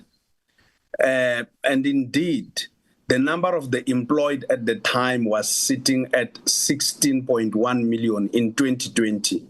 It actually dropped 16.2 million. It dropped by 2.2 million to 14 million. So we actually lost jobs. An economy was not created, was affected. Then we come to the Gauteng and KwaZulu-Natal unrest. It happened when we were in the middle of COVID and we were in the middle of testing our field work for Census 2022. We could not do tests in KwaZulu-Natal largely because of that. And of course, COVID affected us not to do tests in some parts of Gauteng as well as the Western Cape. So these shocks that occur in society, because we talk to members of the society, and in talking to members of the society, when the society is affected, we can't reach out to them because we have to go to them. What we report is what they are saying. Now, let us come to Honorable Slepe, and Honorable Slepe says, tell us the metrics, because SASSA is telling us,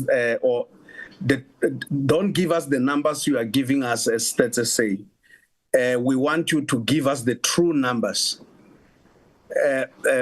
Honorable Chair, the numbers that we have given you are the true numbers. That the unemployment numbers in South Africa at 32 million is not true. And why is it not true? It's on the basis of the following. SASSA provides support, the social wage support to society. The responsibility of SASSA is not to count people. It's the same like when you go to the clinic. A nurse will tell us how many people arrived there for treatment of chest complications or chest infections.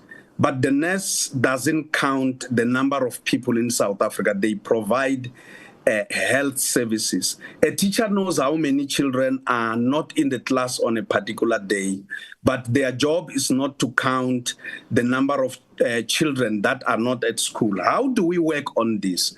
And Honorable Mukwili makes a critical point here, where Honorable Mukwili says, in the census, we would see everyone counting, going out all in society.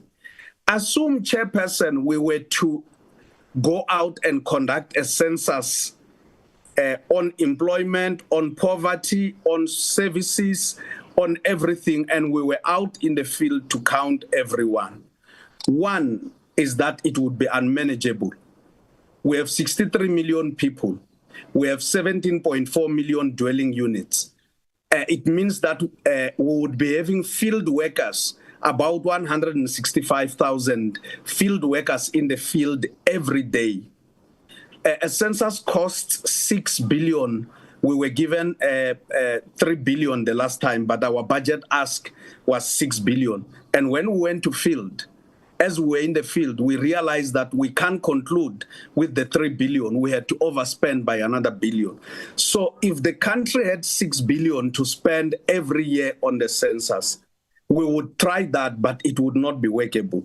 That is why we have what we call a sample survey, not only applicable to South Africa, but to the entire world. How do we deal with sample surveys? Firstly, we presented at the beginning of our slides that 16.1 million people are in Gauteng. The smallest number are in the Northern Cape. So we take the representation, firstly, of all settlement types. So we have to get all settlement types included. That is suburbs, townships, rural areas, farms, and informal settlement in the form of squatter camps, if we may use that word, included. Once we have done that, then we use the weight of the population. Where is the country most populated? And Gauteng and KwaZulu-Natal will take a larger chunk because they have a larger population, followed by Western Cape, Eastern Cape, and Limpopo. Because even if you were to put a larger sample in the Northern Cape, you would not find the people there who will answer questions. They are not there. They are in Gauteng, KwaZulu-Natal, Western Cape, and the Eastern Cape, and Limpopo. So the Northern Cape will have a smaller sample size. So once you do that, then we reach out and we have what we call representation of all settlement types of all people in the country. Now, we will remember there was an issue of informality that was raised by the former CEO of Capitec to say that Stats SA is not counting the people of the country sufficiently. Our unemployment rate would be sitting at 10%. This former CEO of Capitec was looking only at data of people who are banking with Capitec. That was not a representative sample. And because that was not a representative sample, what the CEO of Capitec at the time was facing or created was what we call an aggregation bias, looking at the people that are banking with Capitec and generalizing for South Africa. If someone were to come, if all of us in this meeting, Chairperson, were meeting, dressed in our shirts and our suits and having started with breakfast and eaten all the salads in the morning, someone would say in South Africa there are no poor people, because they would use that aggregation bias using us as a sample. That is why we have to have representation of everyone in the country to know who is poor, who is not poor. Having said so, now the SASSA data, in the 32 million, including those that were rejected, also includes people that go and double apply and the like. Secondly, it is only data that is representative of people that have gone to apply. So it would not represent the entire country. So in that, in the 30,000 dwelling units that we have sampled, we have gone to talk to every sector, every province, and this is what the people have said. And then we use weights to elevate that to a national estimate of what we are talking about. So the 15 to 24 years, Honorable Mukwili says, no, certainly these are children. Stats SA doesn't make rules or laws or policies. We only measure, and we don't measure policies. We only measure based on the prescripts that are there. Section 43(1)(a) of the Basic Conditions of Employment Act says it is illegal to hire a child under the age of 15. So Stats SA didn't make this law. This law was made by parliamentarians. If parliamentarians change this law to 18 years, we will measure as it is. But as of now, the law is there and we continue measuring as Stats SA. It does indicate... let me just stop you there, SG. On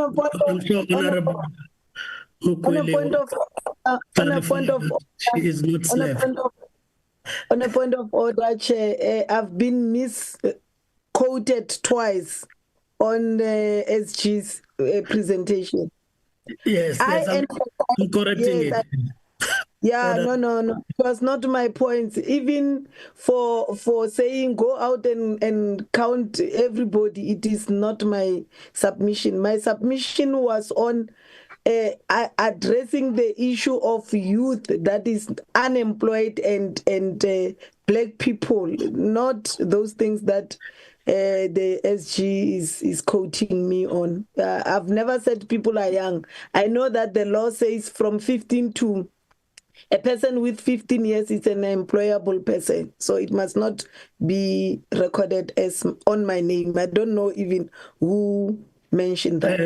Honorable Mukwil, I'm helping you that the reference at this point is still the questions asked by Honorable Slap, because I did take notes. So that she would correct that and refer to you only at a point when he's responding to yourself. You can proceed. Let me apologize, Honorable Mukwili. Those were questions by Honorable Slep. Let me really apologize for that. Now, continuing on that, still on what Honorable Slepe raised, that single parents, what we are seeing is that we depend on single parents assisting their children. One of the things that is happening, it's because of our migratory labor patterns. So one of the things which we didn't present here is that when we look at registered live births, we see that 64% of the children don't have information on their fathers. It's only mothers alone. And this is caused by our migratory labor patterns, because what is happening is that the fathers are far away in urban centers. And when they are in urban centers, the child is born and Home Affairs says register the child within 30 days. And in some cases, in some hospitals, the Home Affairs officials are there in the hospital and they would want to register the child, which makes it a lot more easier for a mother. And the father is not there to sign on the form. So they automatically register the child. And when the child is about to start school for an unabridged birth certificate, that is when they will then change the birth certificate to include the father's information. Honorable Mukwili, now on the issues that she has raised, she indicated that we need to go to the deep rural areas and making sure that we have representative samples. And she made reference to Mulatedi and Muhwase. Let me mention that when we take all this information in the same way I've explained when I explained Honorable Slepe's questions, we do reach out. I do go out into the field. I go as far as Mulatedi Dam, Honorable Northam, Muhwase, all the way to Masisim, Tubatuba. All the areas are represented. But one of the things that is so interesting is that during 2020, in the second quarter of 2020, when we were at the highest level of lockdown, our field workers could not go out to field because we were not allowed to meet with anybody for the sake of not being at risk of infecting other people with COVID, or our field workers being put at risk of picking up infections. So what we did, we only reached out to those people with telephones, but there would be a bias. We would have what we call an aggregation bias. So we had to go back to the first quarter of 2020, which was the last time we collected data from the field. And we used it to ease out the aggregation bias. That is why we were able to report. But otherwise, we have been able to reach out to everyone out there. Let me go to Honorable Zungula, and congratulations again on that, Honorable Zungula. We saw your pictures in the media on your marriage, a blissful marriage to you. Honorable Zungula starts with a crisis of disaster implications. One, an economy chairperson that is not growing will not be able to create jobs. And Honorable Zungula says, can you link the deindustrialization with the lack of employment that we see? Firstly, Chairperson, obviously analyzing or coming out with an impact assessment on the policy is not the space of Stats SA. But our data tells us that in 1994, manufacturing was the lead industry in South Africa. It is now number 4.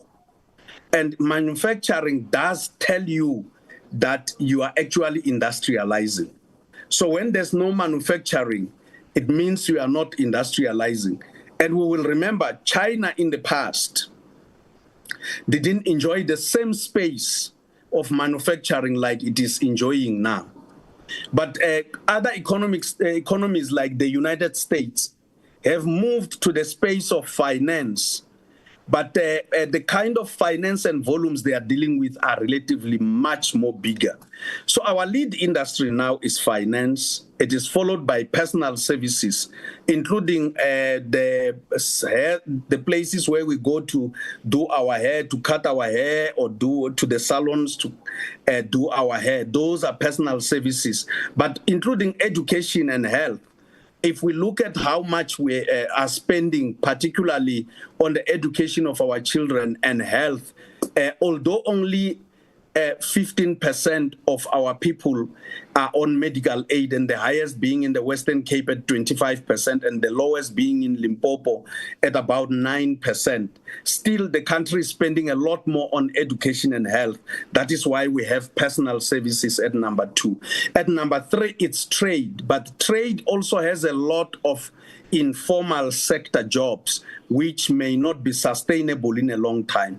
And number 4, we are sitting at manufacturing, and the smallest is usually agriculture, which accounts for 2 to 3% of our share of nominal GDP.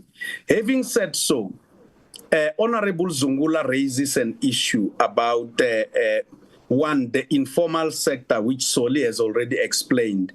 But not only that, the whole issue of foreign workers and foreign business people being in charge of our economy. That is a matter that is beyond Stats SA.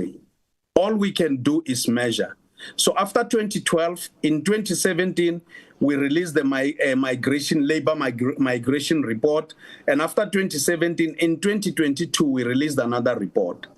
It shows that the absorption rate of people who are born outside South Africa. And when we say born outside South Africa, it includes South Africans who may have been born outside South Africa when their parents were working out there.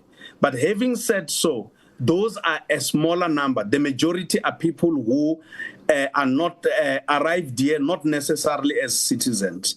And the responsibility of the statistician general is to count everyone who is within the borders of South Africa, because information, official statistics, is for purposes of long-term planning.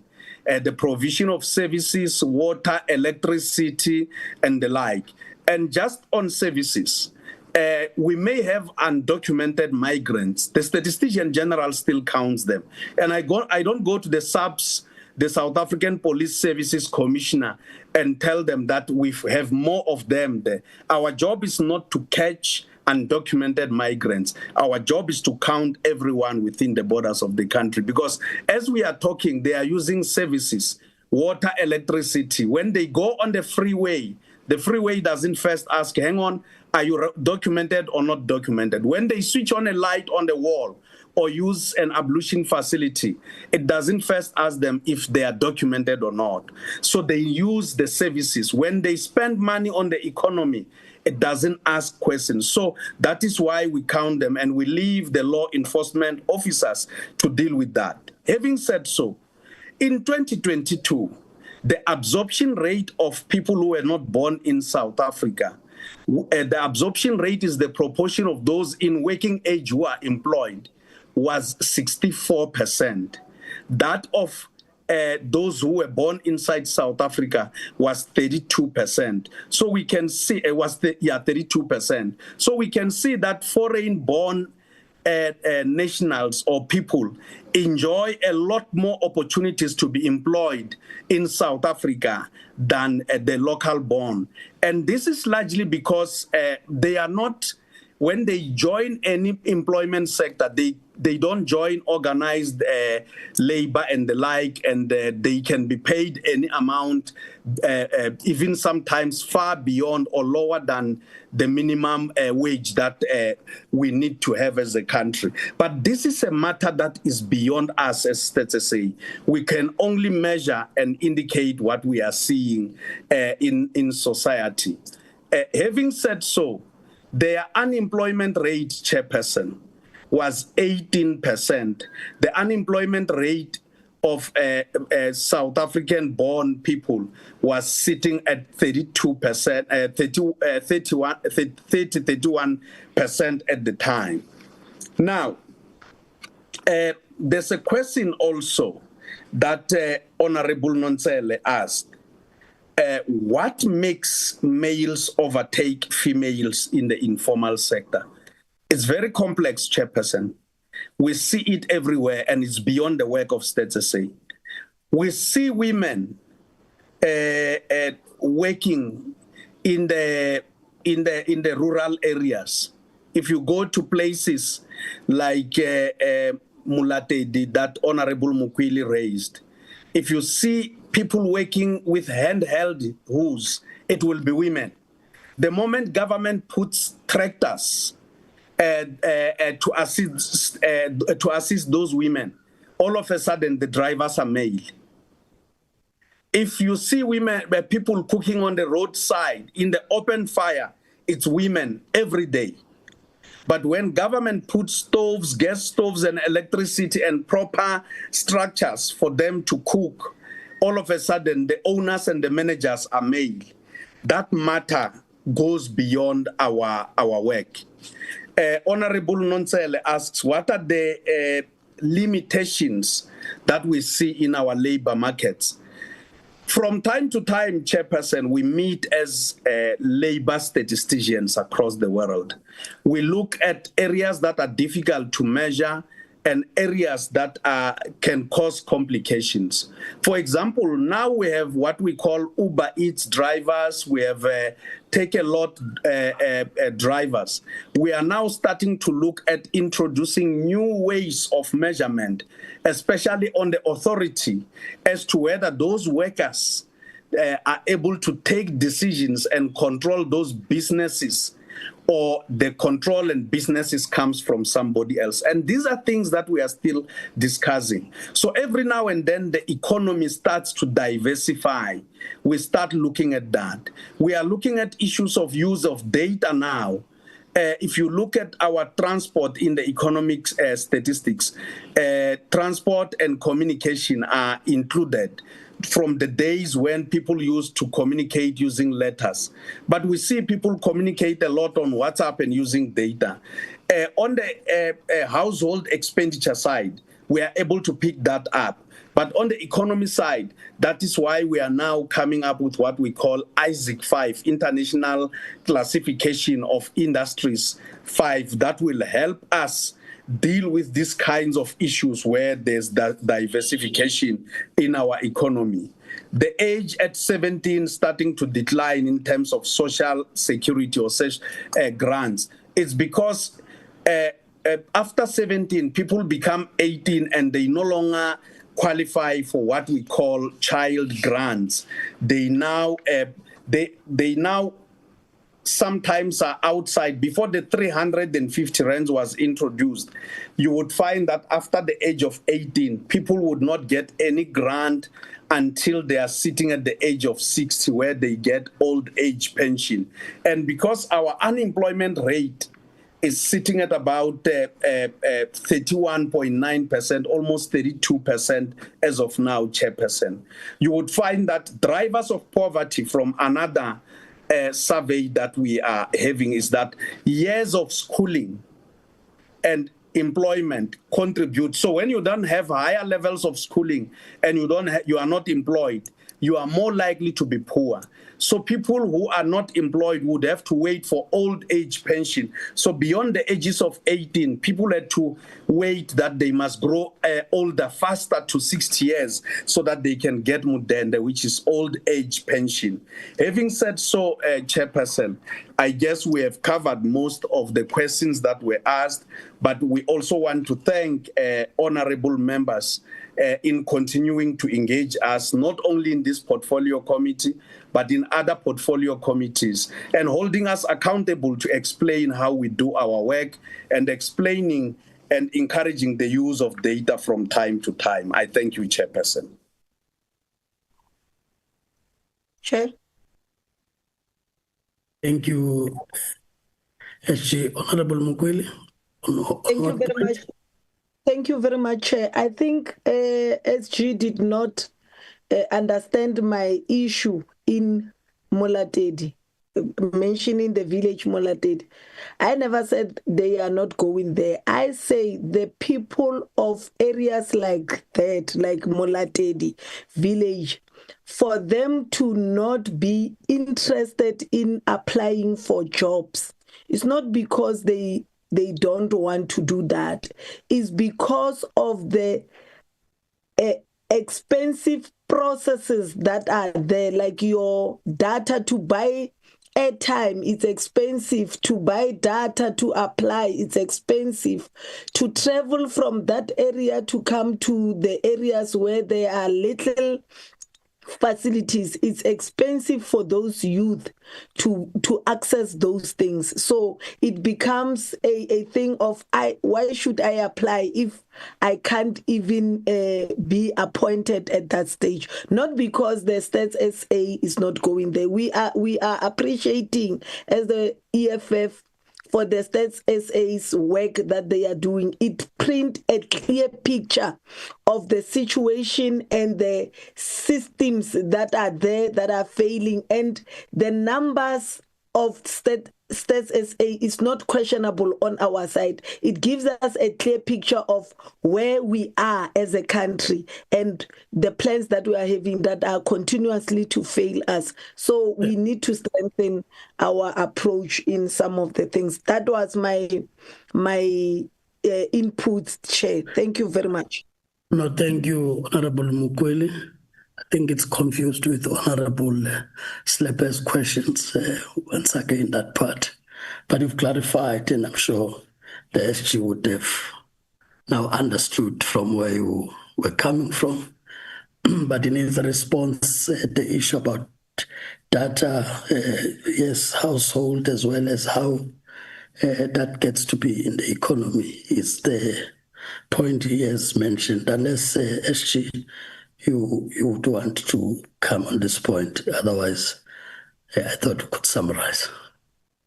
I could quickly just comment on something as an addition, and particularly on this point that Honorable Mukweli is raising. One of the things that we are seeing throughout South Africa is that when we look at your narrow definition of unemployment, your rural provinces, firstly, Gauteng and the Western Cape, which are urban provinces, tend to have a narrow space between the official definition and the expanded definition. The expanded definition includes your discouraged work seekers and other people who didn't look for employment. And in the rural provinces, the gap between the official unemployment and your expanded, or now what we call a composite area of employment is much more bigger. And what it is telling us is that our people are far away from urban centers, and this is the point that Honorable Mukweli is making, are far away from urban centers to go and look for employment. And it's very expensive, Chairperson, to be poor and without money.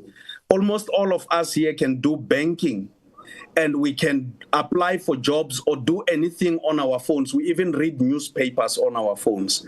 The poor people and the unemployed people don't have that benefit. They have to use money to go to the next urban centers.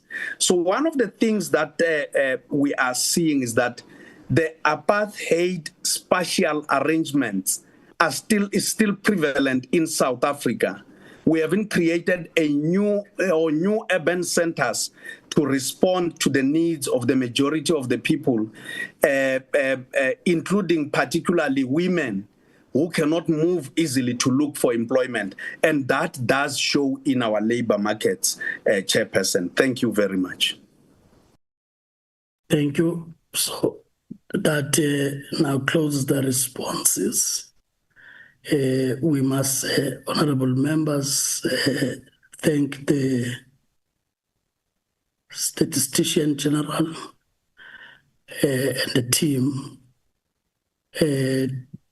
for coming before the committee, make the presentation, but more importantly, respond adequately to your questions in a way that helps us to be able to say this is the reality. But then the issues about policy and so on are matters that we ourselves must entertain, which go beyond what is their mandate or the work that they need to carry out. And I think would have taken notes on those. Yes, raise them as concerns, but we need to turn those concerns now into policy interventions where necessary. If it means reviewal of legislation, we do that. But more importantly, being employment and labor, it gives us a sense of what happens in every sector as we do regulate the labor market in the country through the department and the ministry, and we do oversight in that work. So I would, as I said, without further waste of time, as we'll be getting to the next item, SG, you can stay with your team, but we have given you permission to leave the platform if there are pressing matters to look at. I'm saying this because the meetings of the committee are open to the public, but I will also not want that we become the reason that you could not attend to other pressing matters having delivered on the task that we asked you to come for before this committee. So you'll be free to leave or stay as I go to the next item on the agenda. You can flight the agenda again, Mr. Sagasa, just to get us on track.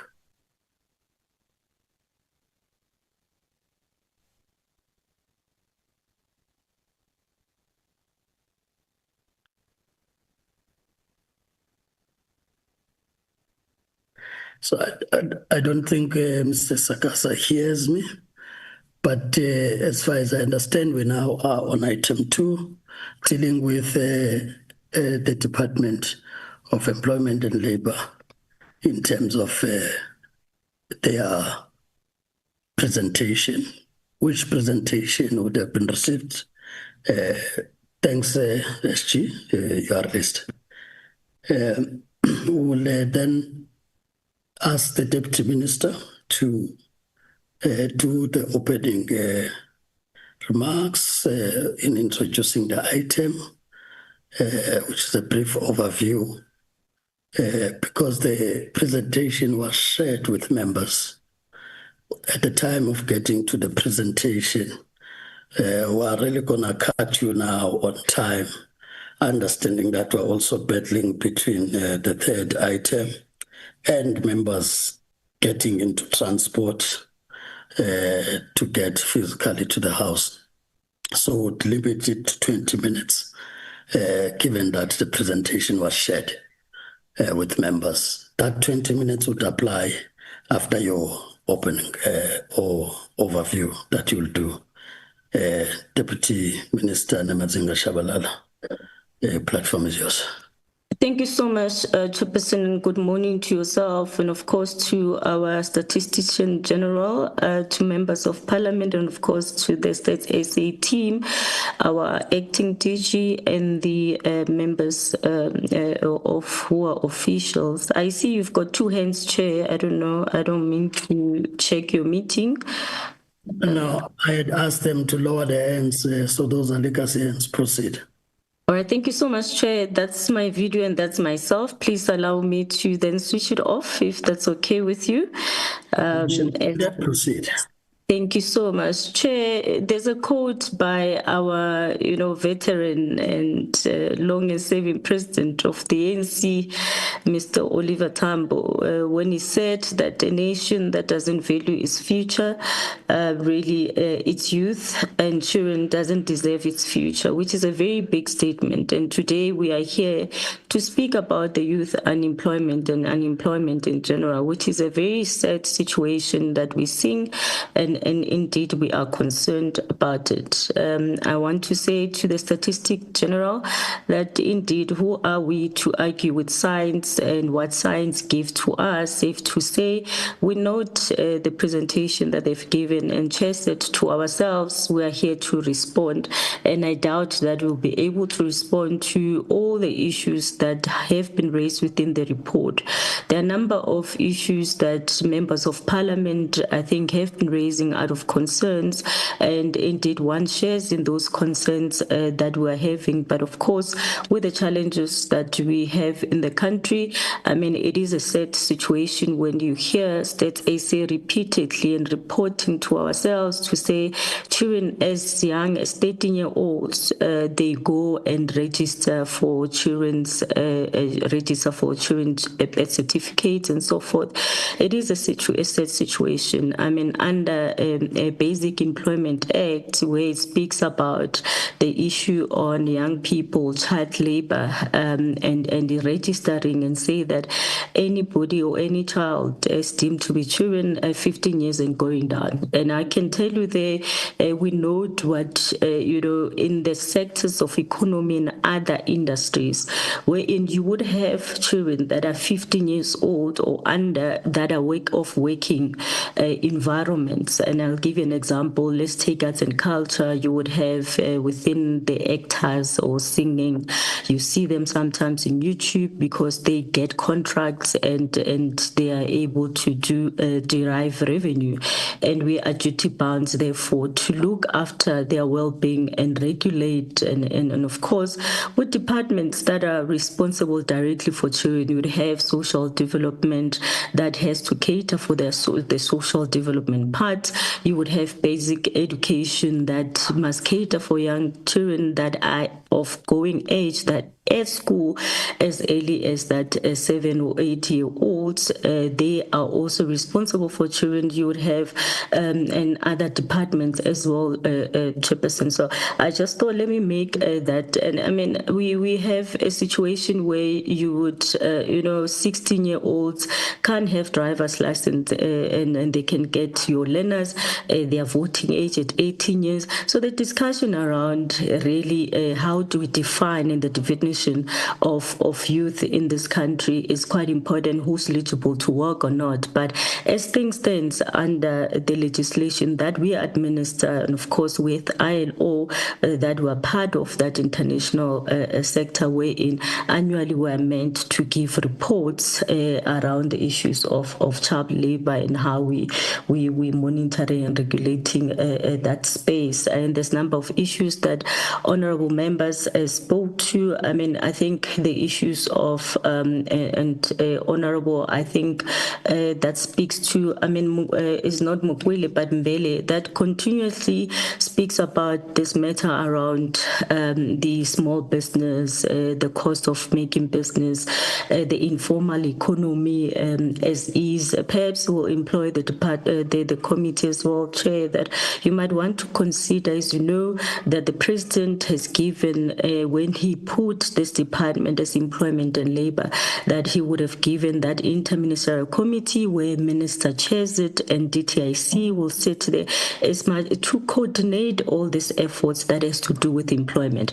But I'll also put it to yourselves, when we speak about interventions that we have and trying to intervene to the issue of unemployment, especially in the young people as well, you would have different departments. You would have EPWP, but that is not sits within employment and labor sits elsewhere. You would have interventions, for instance, that teacher assistance program that the department will intervene. However, the implementing will be basic education. You would have seen, compensation fund would have projects and bursaries that they award to students who are in the doctoral field, that they will also assist. But maybe you would also that, statistics in general says that those that are of skills and that have qualification, they are at best chance to receive employment. So you would have other intervention that speaks to the skilling itself. For instance, your labor activation program with its own problems and challenges that it has, that directly speaks to why you need to intervene in many other areas that were also intervening, 20,000 and so forth. But of course, the department today will speak about these coordinated efforts, but at the level of that public employment services that the department, it's an overseer that speaks to those challenges, if not how they need to respond. Let me get to the comments for today, Chair. I'll switch off my video.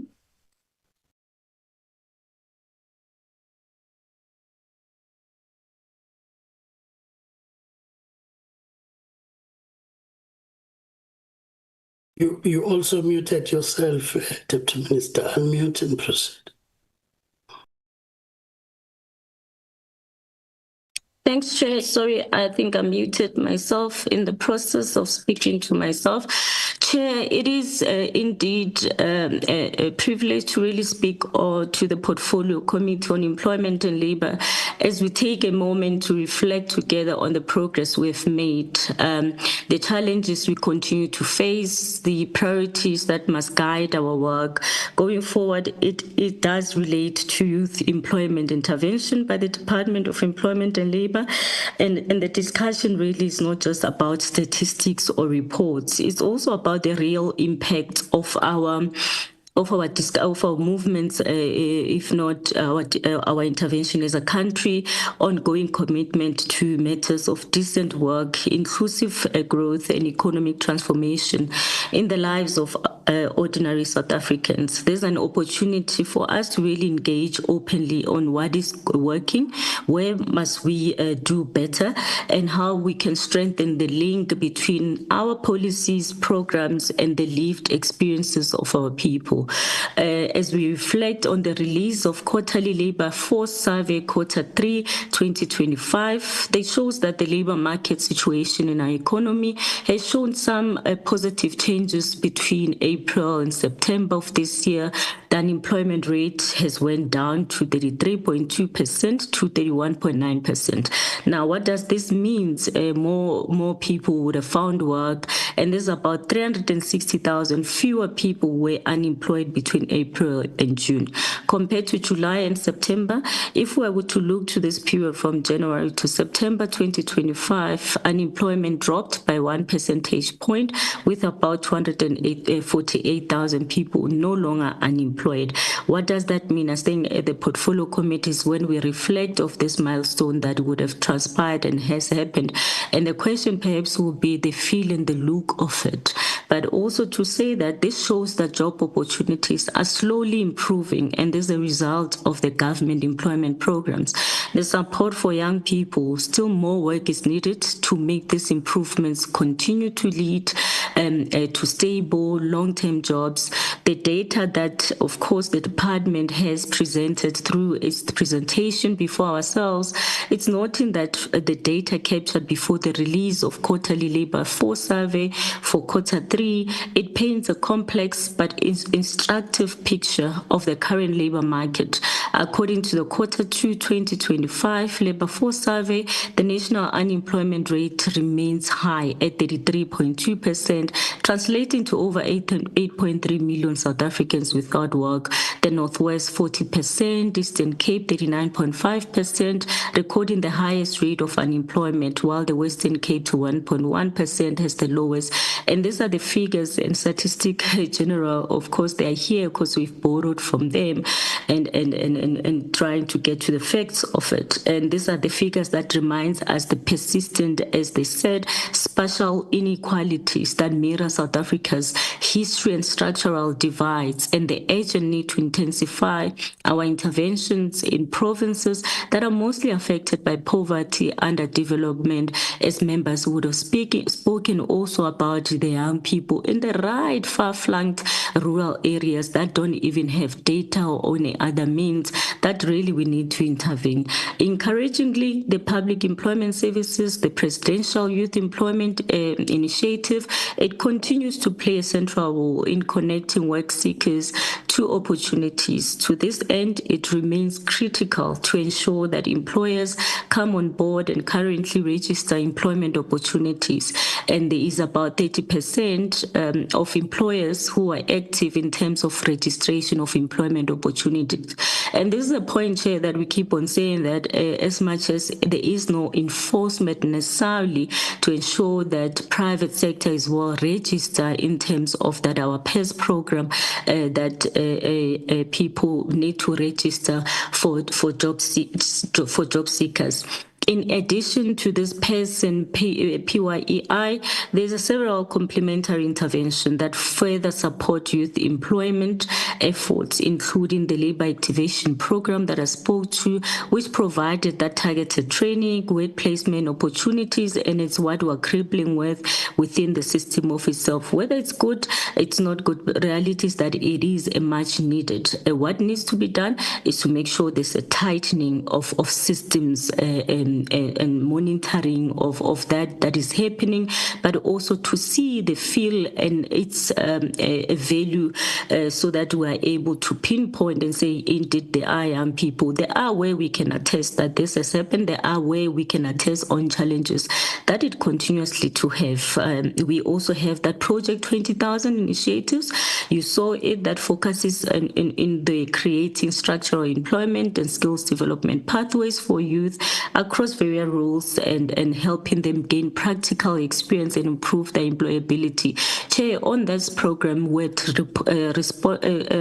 reported on it, and unfortunately, we meant to have the 10,000. We're able to recruit just over 3.5. Hence, it's reopened again so that we can reach the target that we're looking for. But we would have seen that we've lessened, including the requirements for young people to be able to qualify, Chairperson. Furthermore, the medical assistance program I spoke about, that is being implemented under that compensation fund in collaboration with NSFAS, that offers funding and placement opportunities for people pursuing studies in health-related fields.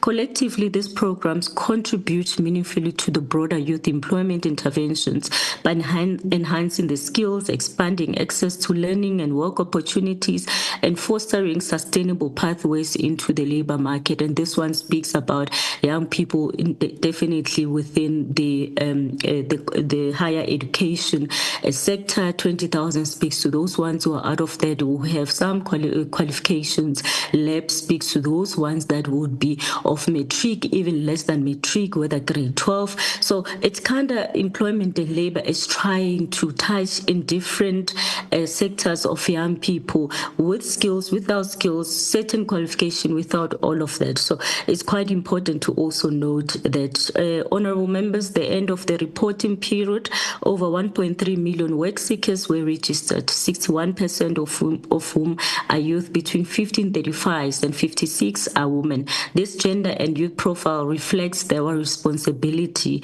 to ensure that young people and women are at the forefront of labor market recovery agenda, a killer of the government commitment to building an inclusive economy that leaves no one behind. And we've noted within the reports that indeed women still bear the brunt and they are the highest when it comes to the issues of really looking after their families and working. In the same period, quarter 2 of 2025, 271,008 employment opportunities were registered, mostly contract-based, while 98,869 work seekers are placed into employment of labor activation programs.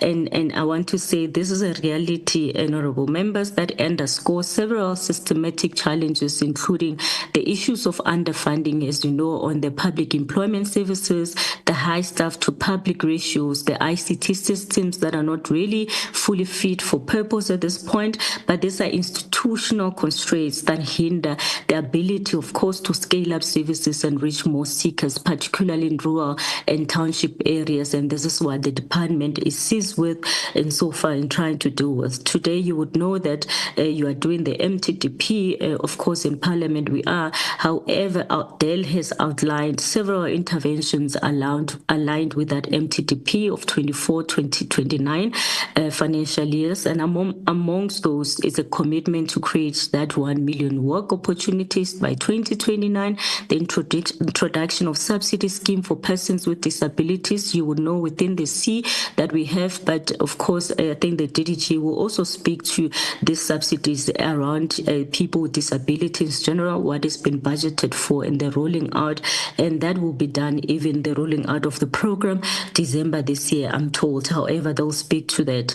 The rolling out of the National Labour Migration Policy that is meant to manage this cross-border labour mobility more effectively. The development of a public employment program framework to enhance coordination and the impacts. These are the interventions, Chairperson, must be seen not as an isolated administrative measures, but as part of the broader government vision for a developmental state that is actively shapes labour market outcomes and prospects of the most vulnerable. Chair, the engagement today, therefore, goes beyond reviewing numbers, but it needs to interrogate how this intervention translates into real livelihoods, sustainable jobs, and restore dignity for our people. It is also critical that we continue to strengthen collaboration with the private sector, labour unions, and other government entities to unlock new employment pathways and stimulate demand-driven skills development, and not forgetting the communities themselves, because it's through communities that we are able to unlock these challenges, these programs, and they support them. The Presidential Youth Employment Initiative, through that National Pathway Management Network, Innovation and Fund, it demonstrates that it's possible when government resources are directed towards innovation and inclusivity.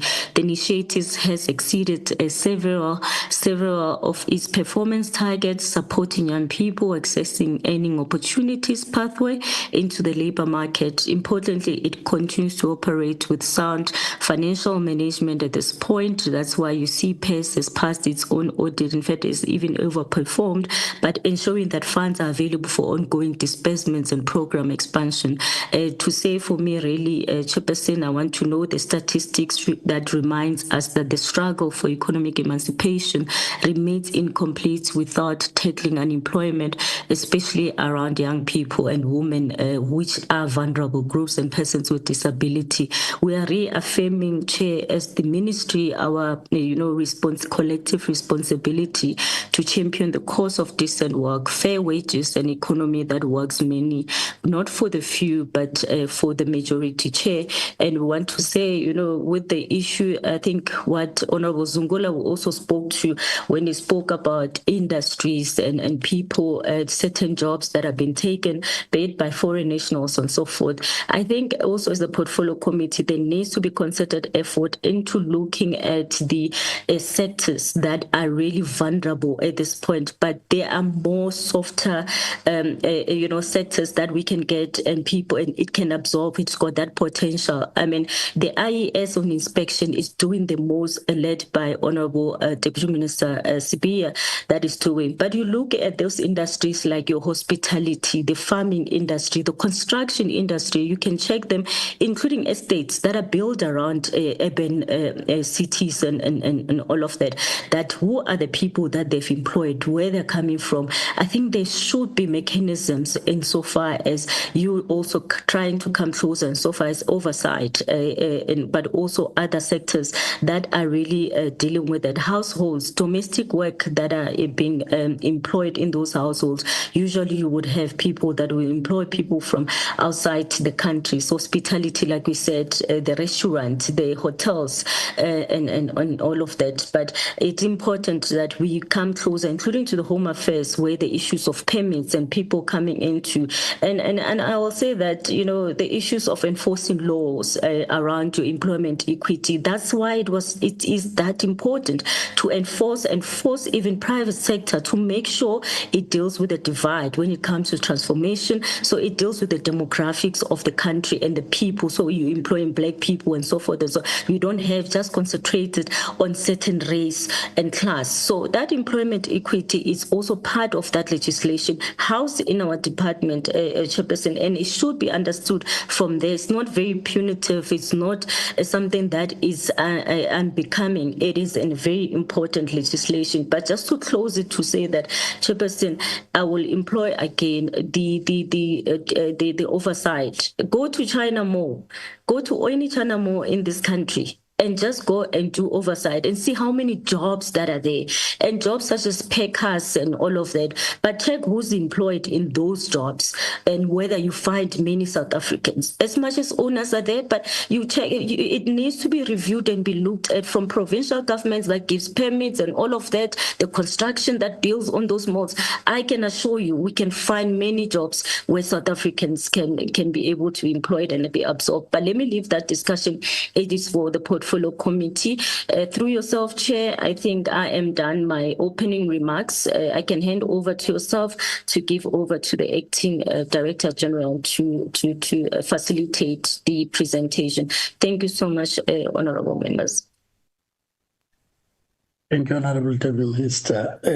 As we get to you, ADG, and your team, we'll give you up until 12 so that members are able to engage, as others will start boarding passes to the House by 12:30.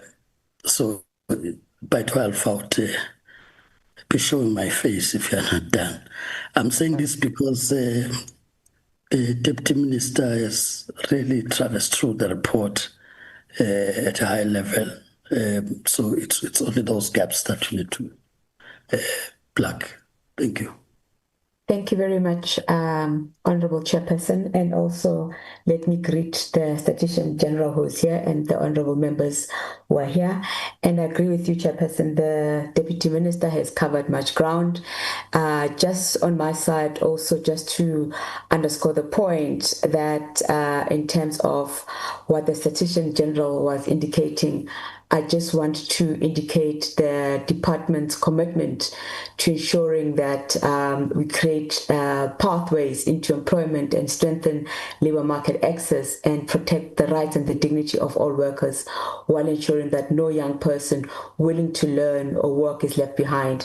And I think the engagement earlier on, it was very enriching with the need to really making sure that we lower the barriers to sustainable employment that the members has correctly articulated.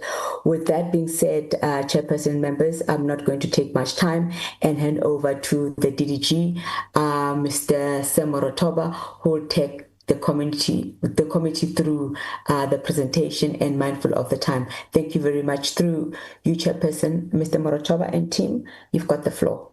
And be mindful, we've got 15 minutes. Thank you. Thank you very much, DG, Honorable Chairperson and members. I'm not going to go through the presentation as the DM covered quite a lot of ground.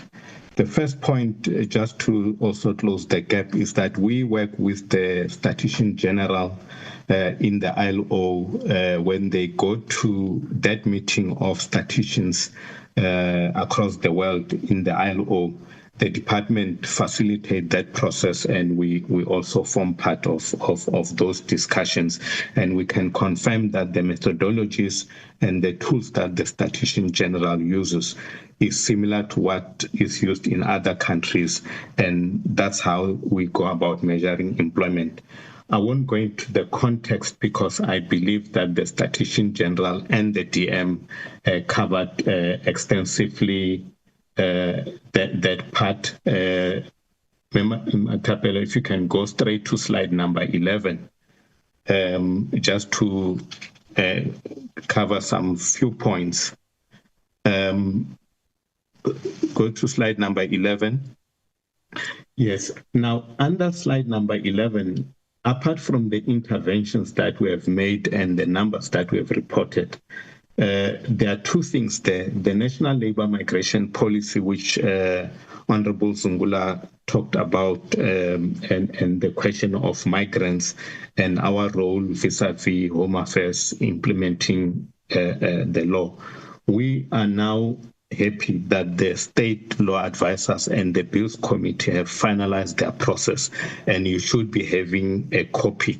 And we're hoping and looking forward to seeing a lot of engagement during your hearings as you close some of the gaps that we may have overlooked in making sure that bill becomes law.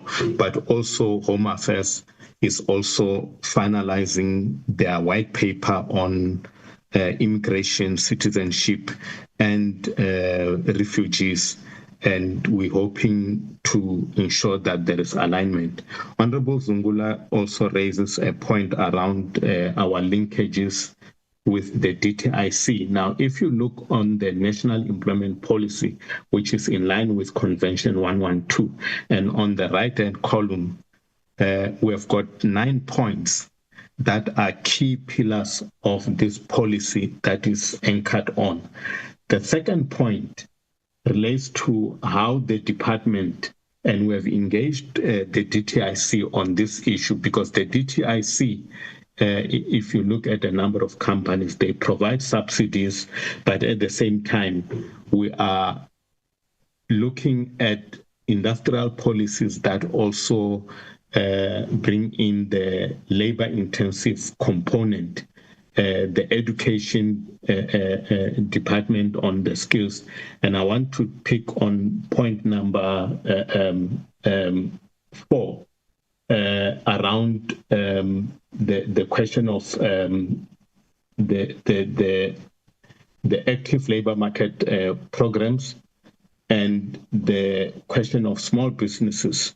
That we also highlight as one of the key pillars of this policy. So the policy is basically covering a number of points, and it goes into detail, outlining how strategic some of these interventions are, including the question of coordination on point number 8. And we believe that, if we are to get this policy out into the public comment and we then finalize it, it will begin to shed light on some of the challenges that we are having. If you can also go to the next slide, I think the question of migration is adequately covered there. But there is also another important point that we dealt with in the department, and this has to do with the public employment programs. You will know that we have about 106 public employment programs that are happening across the various departments, municipalities, including in the private sector and NGOs that are funded in some instances by foreign countries and so on. And we have commissioned 2 studies to look at their effectiveness since 1994. The Nelson Mandela and the Human Science Research Council, they came up with a report which we took further and worked with the University of Cape Town and a number of researchers and government departments and the private sector to look at a framework on how best can we coordinate these programs without necessarily taking them over as the Ministry of Employment and Labour. And that work is also completed and is going through the necessary CS process. And once it is cleared, we're hoping that it will assist in the coordination of programs. I think the DM covered the rest in terms of the challenges that we experience. And I just wanted Ms. Matabuhe to just show one slide linking to the Statistician General. I'm sorry I did not circulate this, but we will circulate it as well. The issue, Honorable Chair and members, is that we are trying our level best, working with the DPME, the presidency, to try and keep track and looking at the impact of some of these programs. Now, just immediately after the audited statement and the audited reports of the departments were finalized, we set as the team to try and take stock of the various interventions, and this work is not yet complete.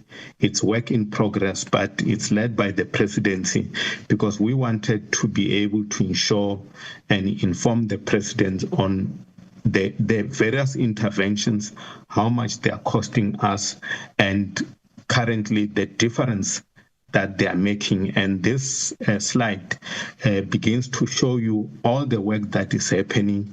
And like I said, it's not complete, but it is beginning to give us a sense of the various interventions and the amount of money that is being spent across various departments. And we attached various annexures. One will be similar to what the Stats SA has said in terms of the analysis on the pastel. We've given you a detailed analysis on the pest side because ESA is able to extract information in line with Annexure B. Thank you very much, Chairperson, for giving me the opportunity.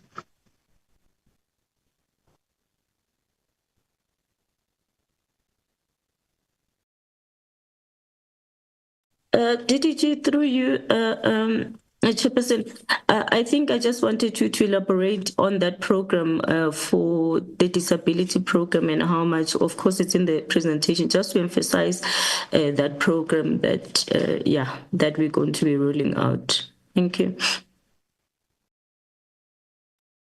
I think that program is on slide number 13. Slide number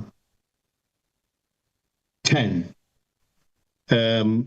We have two types of programs that assist persons with disabilities in the department prescribed by the Employment Services Act. The one is the supported employment enterprises, where we transfer around 240 million. The second one is where we work with the private sector. The SEE, we have 13 factories. People who work there are completely off the SASA system, and they earn an income that is higher than the limit set by SASA, which is the threshold. Now, the second one, which is something that SASA and the social development is very supportive of, and they would want to see more of, is where we target NGOs that employ persons with disabilities. We go in, we take them in a cycle of 3 years after an intensive scrutiny and selection process. We have people from the Department of Women, Social and Women and Persons with Disability, the Treasury, and the NYDA, who assist us in screening these organizations until we go to the appointment time. Currently, we have 21 that started the 1st of April. This is the third in the series. The program started way before COVID, and every 3 years we change and appoint new organizations. So the 21 started the 1st of April. We offer subsidies of 1,500 to each participant, and only a small amount towards the administration of the program to the NGOs. The participants continue to draw the SASA grant, and organizations are obliged to also, from the proceeds of the things they produce, sell, to top up the income of those participants, and the formal launch of the current cohort or cycle is something that we are planning to do on the 4th and the 5th to coincide with the National Disability Day. Thank you, DM. All right, thank you so much. Acting DG, if you're all happy, we can hand over to the chair. He gave the time, chair, for you to obviously take over your meeting. I think, for the discussions and responses that would come obviously when the department has also responded to honorable members. DG, are you happy? Acting DG? Thank you very much, TM. I'm fine. We can hand over to the chair. Thank you. Chairperson, All right, thank you, Deputy Minister and DG Mrotawa on the presentation side. We now get to members who would want to participate in this item in terms of questions, comments, and so on. Can I get the indication of hands? Or because people will be traveling, I can make it easy. If you do not want to participate, will indicate you are covered. Honorable Mayeto, may I just check if you want to participate? Okay, I see your hand, so you'll be one. Any other member? Honorable Mpele, do you want to participate or you're covered? So I don't get a response, so I'll pass that. Honorable Bahrain, I covered the presentation. Honorable Mukwili. I'm covered, Chair. Most of my issues were discussed Thanks, Honorable Mukwili. Honorable Nkopani, do you want to come in?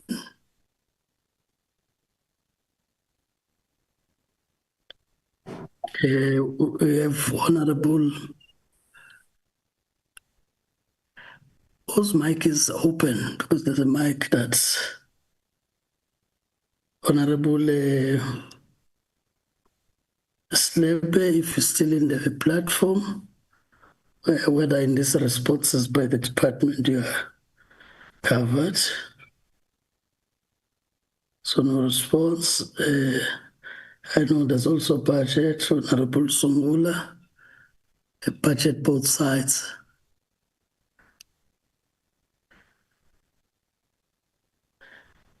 Okay. Let me check if Honorable Nontsele would also want to come in.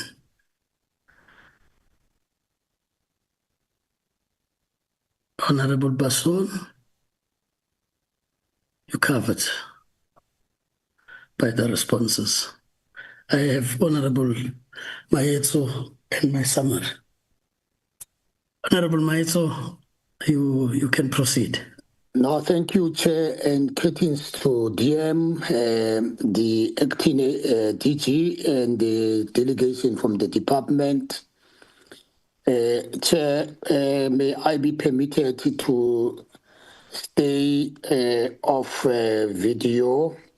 So in order for me to... Yeah. Yes, you can proceed. Yes. No, Chair, firstly, let me welcome the presentation. And further, Chair, make a proposal in terms of the critical recommendation on this presentation, Chair. And that recommendation will be to institutionalize interdepartmental coordination and establish a dedicated unit responsible for impact evaluation and policy signage. And Chair, I think this body will then oversee the alignment of employment initiatives with broader development goals. It will further facilitate data sharing, and ensure that lessons learned inform future interventions. Now, Chair, the questions that I will ask, which emanate from this presentation, first question will be, how does the department plan to strengthen the coordination between different sectors and government departments to ensure that employment intervention are streamlined and sustainable? That's number one. Number two, which the last question, will be what specific strategies are in place to address skills mismatch and lack of experience among young people, particularly in sectors with high employment opportunities like construction, agriculture, education, and off-late entertainment industry. Thank you, Chair.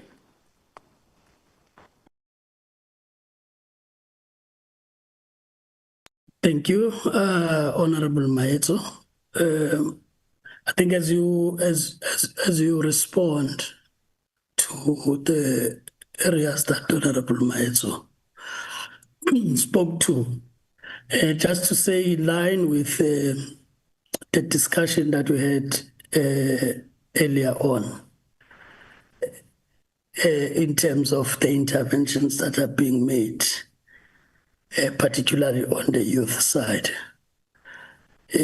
So as you respond, just to indicate, and if this would not be able to be covered now, is your own impact assessment of the interventions that are made, whether from an access and all that, they are yielding the results that are expected, and probably what are those areas that still need the intervention of either Parliament or at least from the side of the executive, if there are to be policies that need to be strengthened, as we give you the opportunity to respond. But I now see that there's a hand of Honorable Nzele.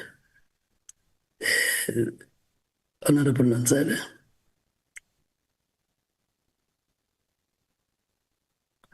Thank you, Chair. Just an additional question to Comrade to Honorable Maeto for so that the department can respond as well. But I must indicate, Honorable Chair, already that I'm on the road, so my communication may sound a bit unstable. My apologies for that.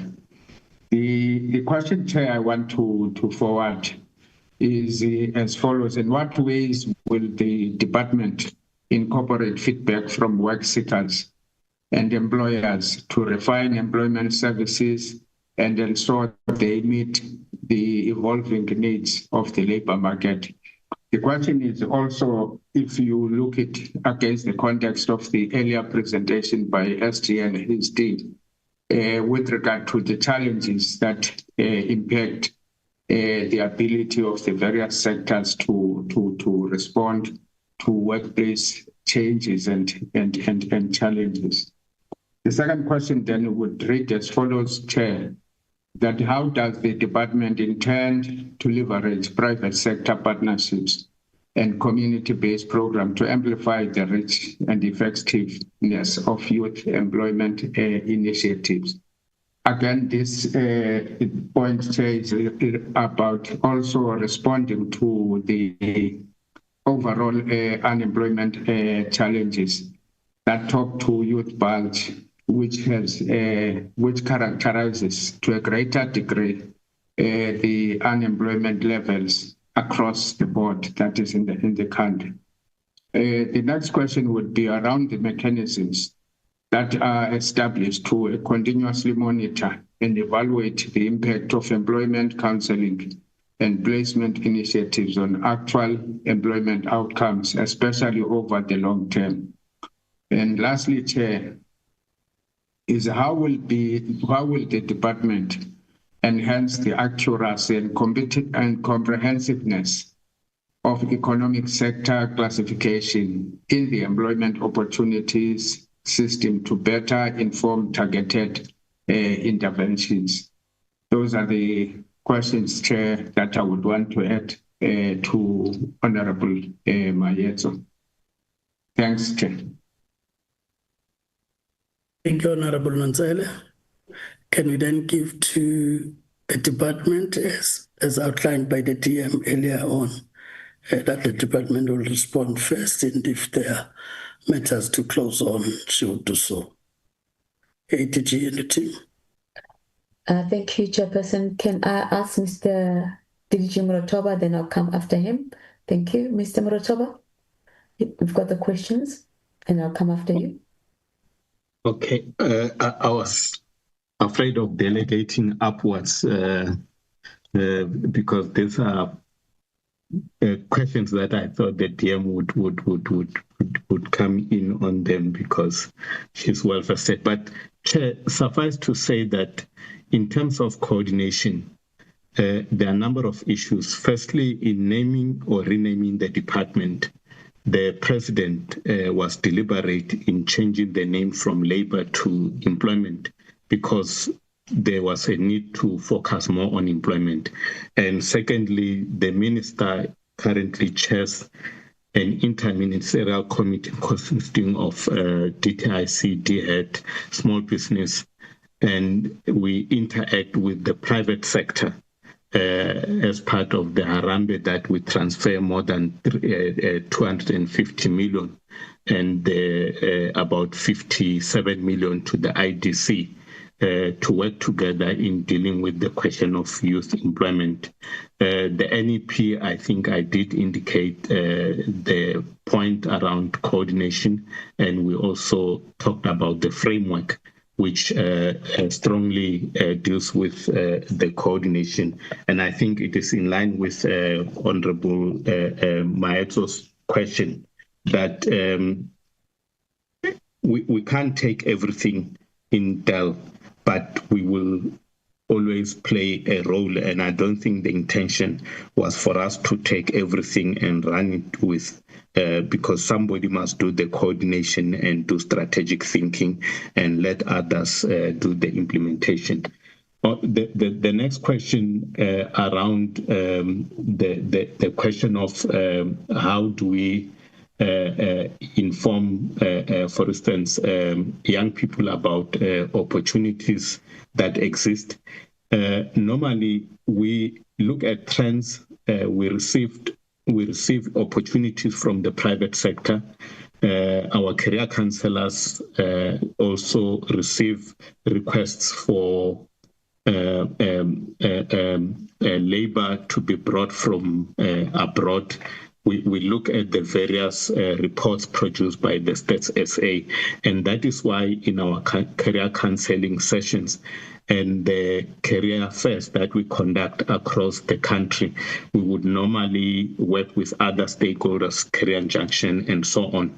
We don't do it alone because we believe that the wealth of information, including from SETAs, is important to inform all job seekers. And you may have seen, and we still extend an invitation when we have job fairs and career fairs. Firstly, we have sessions with the employers, but we also have sessions with work seekers where we really go all out, including our sister departments and the private sector, to provide wealth of information to various young people. I think the challenge is still in the choice of programs, the soft ones, the question of allocation of bursaries, and the academic independence, where some institutions believe that you cannot dictate and put conditionalities on what people should be funded for, and also the choice of parents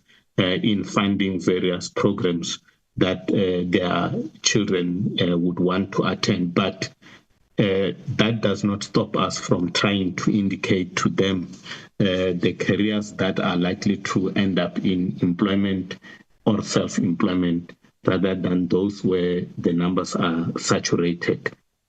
The issue also around the sectors to detect, to look at future employment. We work also with the DTIC because they are currently developing various sectoral industrial strategies where they provide subsidies, but also we look at the labor intensive. And if you look at the NEP, the intervention number 2 or pillar number 2 talks more about that alignment. And the SETAs produce what we call sector skills plans that are informed by the needs within their industries, and the HRD produces what we call the National Human Resource Development Strategy, and the National Skills Authority also produces a skills development strategy. Now, a combination of those is part of making sure that we provide young people with the kind of information they need. We're also working with the World Bank to develop tools, because counseling is not something that you do today and then by tomorrow you immediately get results. It takes time and the break in between. But in the job fairs and career fairs, young people who received counseling are normally traced, and we get them to give testimonies as part of motivating other young people that are using our services, so that they can see how the service managed to assist them. But like we said, we are working with tools that we can utilize to make sure that our processes are much more scientific in the process. I guess I've covered most of the questions, Chairperson. Thank you. Thank you very much, DDG, through you, Chairperson. I just wanted to add from what the DDG has indicated, over and above the government platforms that we utilize as the department, we have seen that partnering with other entities that have a far wider and broader reach, like Karembe and SA Youth Mobi in particular. We've seen that those kind of platforms are those that attract quite a number of young people. So in terms of the reach, that platform has proven to be quite effective in terms of presenting some of these opportunities that we are creating in the department that are targeted specifically towards the young people. And the other point I just wanted to underscore is that in terms of the way we are partnering and also contracting going forward, we realized as Honorable Maetso was indicating that some of the lessons learned, and obviously take into account what the current economic and also internal and external economic environment is indicating. We have now become clear and explicit in terms of making it a strict criteria that we should prioritize vulnerable groups, especially the youth, and also not forgetting women and people with disabilities. So as you contract and get into other strategic partnerships going forward, this is going to be one of the core areas that we'll be contracting on, to be making sure that as you contract, we contract much more smarter and be very explicit in terms of what we want to have, because this is the area that we want to solve for. And also, I just want to add that in terms of, I agree in terms of the importance of assessing the impact and the evaluation in terms of some of the work around the pairs that we're doing. That is going to be quite critical.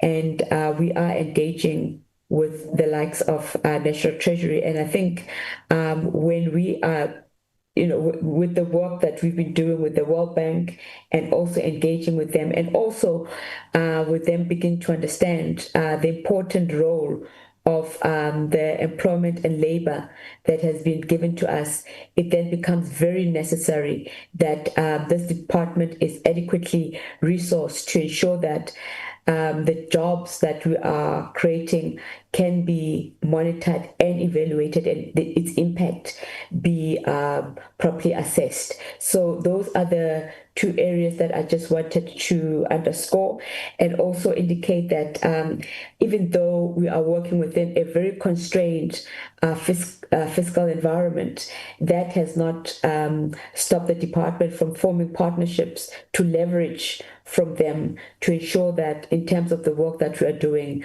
we partner with them so that we can still manage to realize the objective that we're working towards. So the work with the likes of the World Bank, Harambee, etc., those have also been quite positive, and also even the participation in the government and business platform that has also proven to be quite valuable in terms of leveraging all the resources and also even the clusters. Thank you very much. I'd hand over to the Deputy Minister to take over. Thank you. TM. Through you, Chair. Must I come in, Chairperson? You can come in to conclude on the responses. All right, thank you so much, Chair. I think the first question has been responded to, is particularly on Honorable Maeto, and indeed he is correct around coordination of efforts and these interventions. We cannot overemphasize the need for that. And of course, he says to us, they should suggesting that there should be signing of these coordinated efforts. And of course, he further goes on the other experiences in other industries like construction, agriculture, and industry. I think I'll come back to that one, but safe to say and repeat what DG Murotova had said around already there is that interministerial committee that the minister is chairing, and of course in that committee you would have a small business DTIC and of course Department of Higher Education. So that is happening, Honorable Maeto. Perhaps the issues as we keep on coming and reporting to interventions with different departments, that we can take note of these interventions where there are gaps. I think that's where we can receive counsel. Of course, to yourselves, Honorable Nonzele says, what is the feedback on work seekers and employers and the labor markets, and how we are able to evaluate what is currently needed and required within the labor market itself? I think on this question, including what he says, economic sectors, classification, employer targeted. Let me start with the feedback on the work seekers. I think the feedback on the work seekers, it goes back to the ESSA system.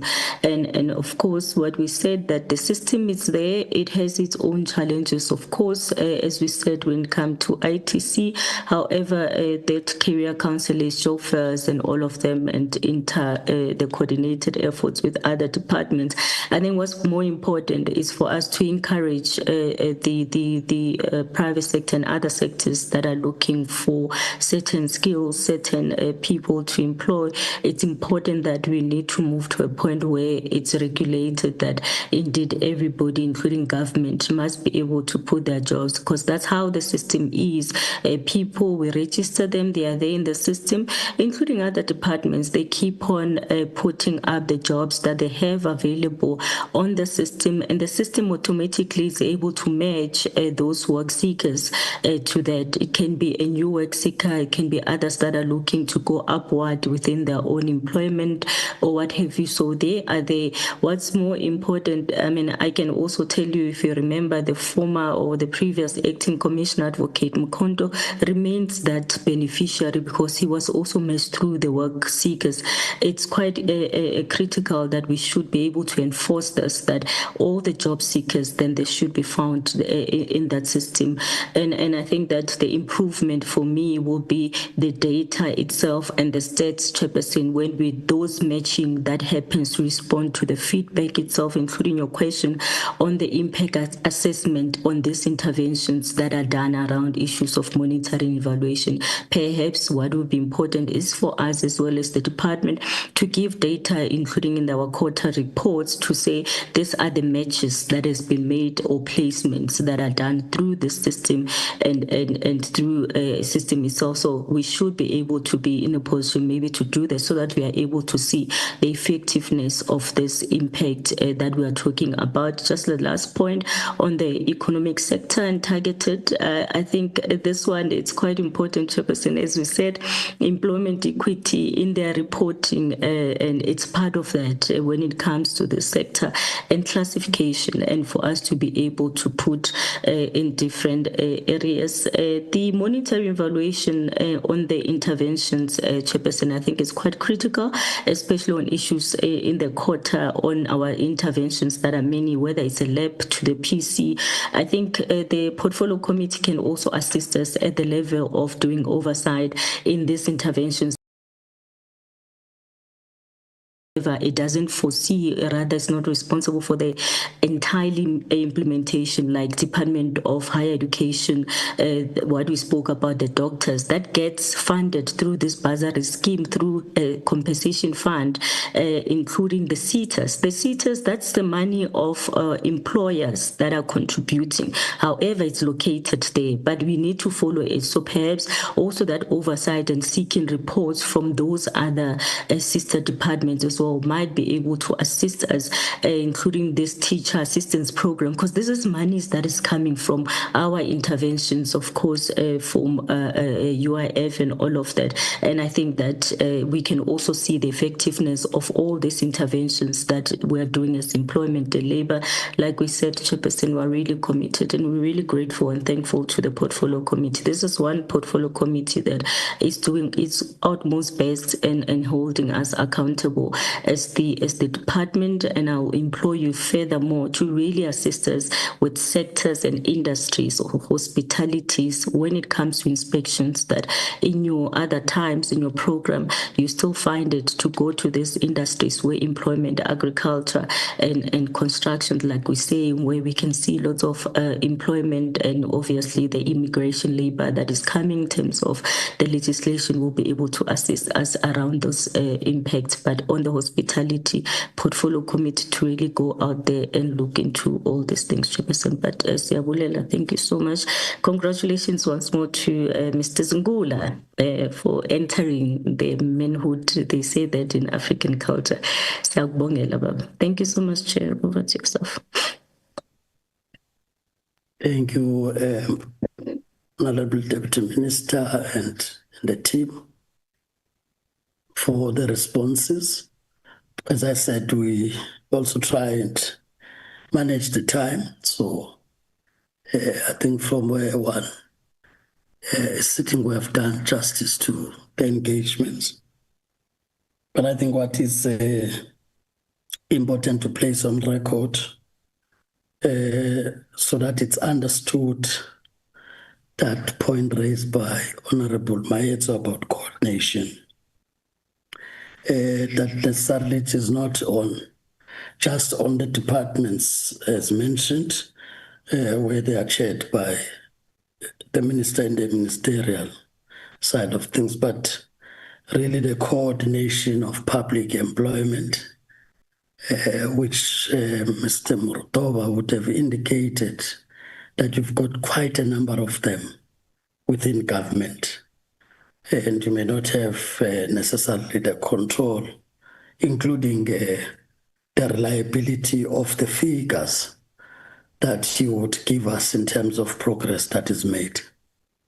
And therefore, would need to call on the presidency to prioritize this aspect, because it has an opportunity of looking at the government as a whole.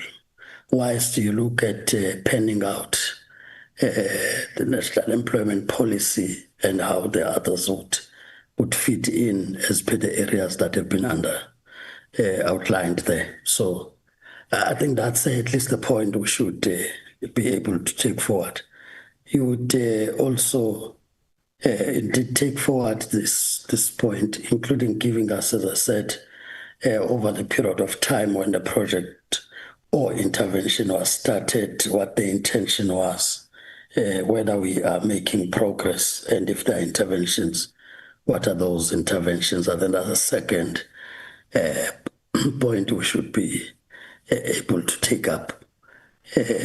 I think with regard to people with disabilities, you've brought in another angle of a cycle that you get engaged in, where you now give to NGOs.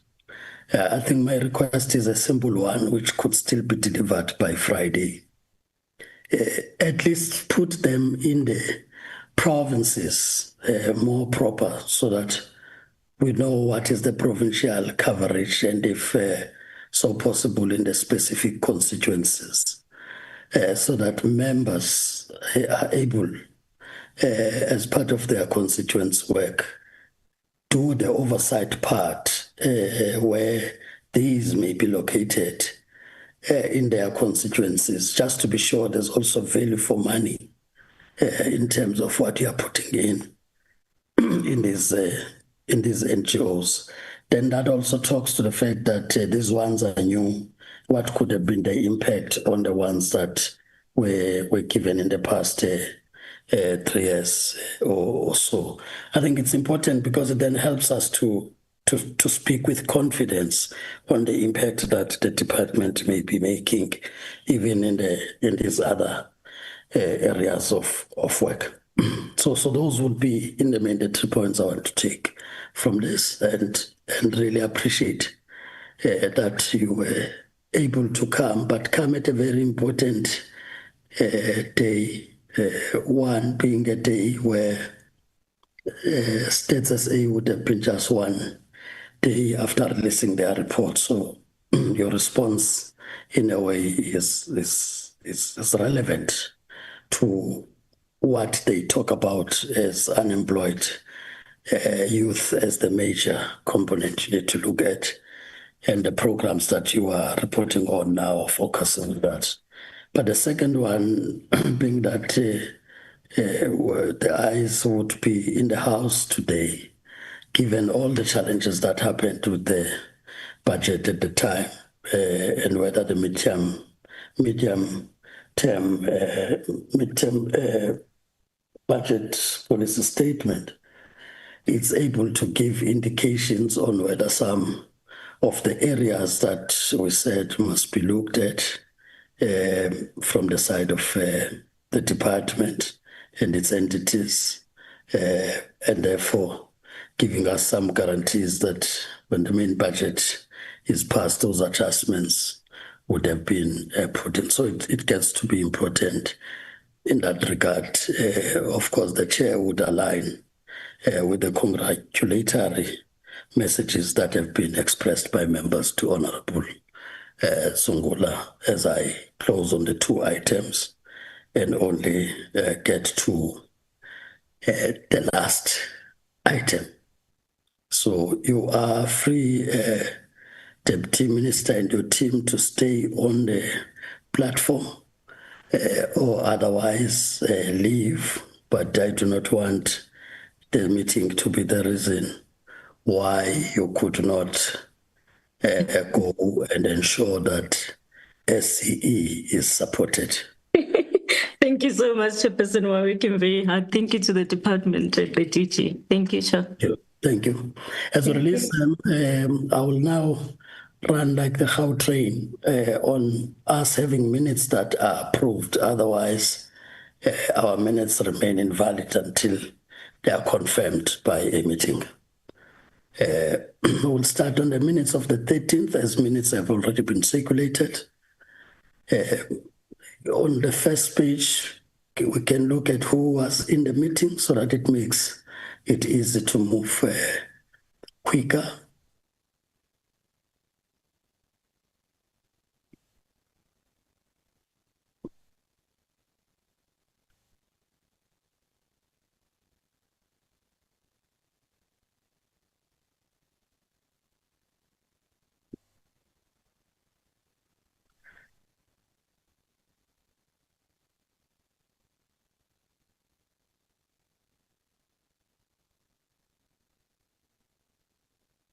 Yeah, move quicker.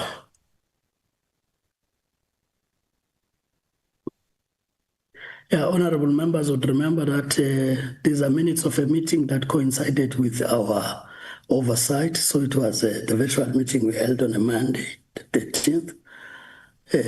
And our annual reports have already been adopted in terms of the committee's report. May I then get a mover and seconder from the members who attended?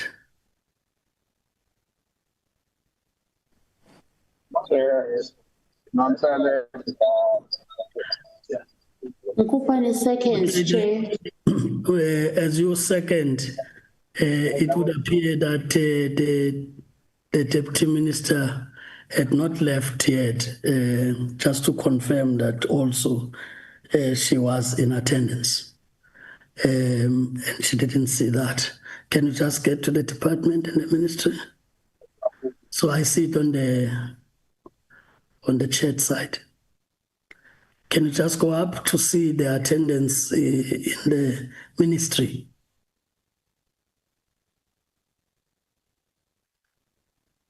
Oh, I get the point.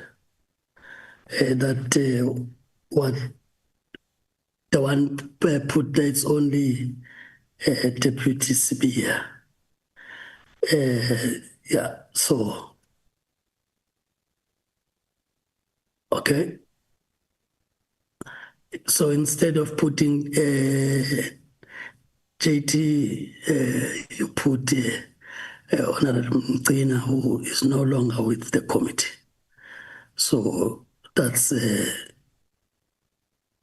Deputy Minister Namatsenga Shabalala. So we'll correct that, but there's been a mover and seconder. I take it that with that correction being made because it's just on the name. Yes, members. Anyone objecting to us adopting the minutes? No objections, so the minutes are agreed to. Can then present the next set of minutes.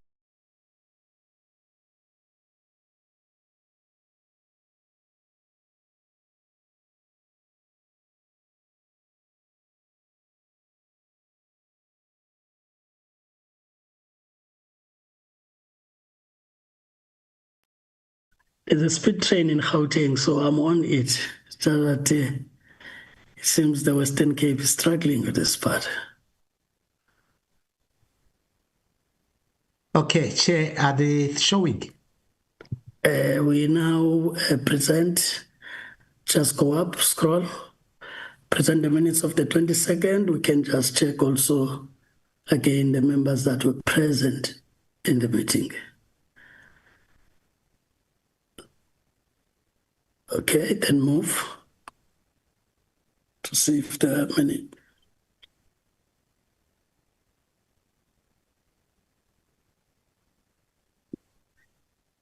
Can I get a mover and seconder from those who are present in that workshop? I move for the adoption. Honorable Mukwele moves. Seconder. Second, Honorable Nansel. Honorable Nansel seconds. Anyone objecting to us adopting the minutes of the 22nd? Objection, the minutes are agreed to. The last set.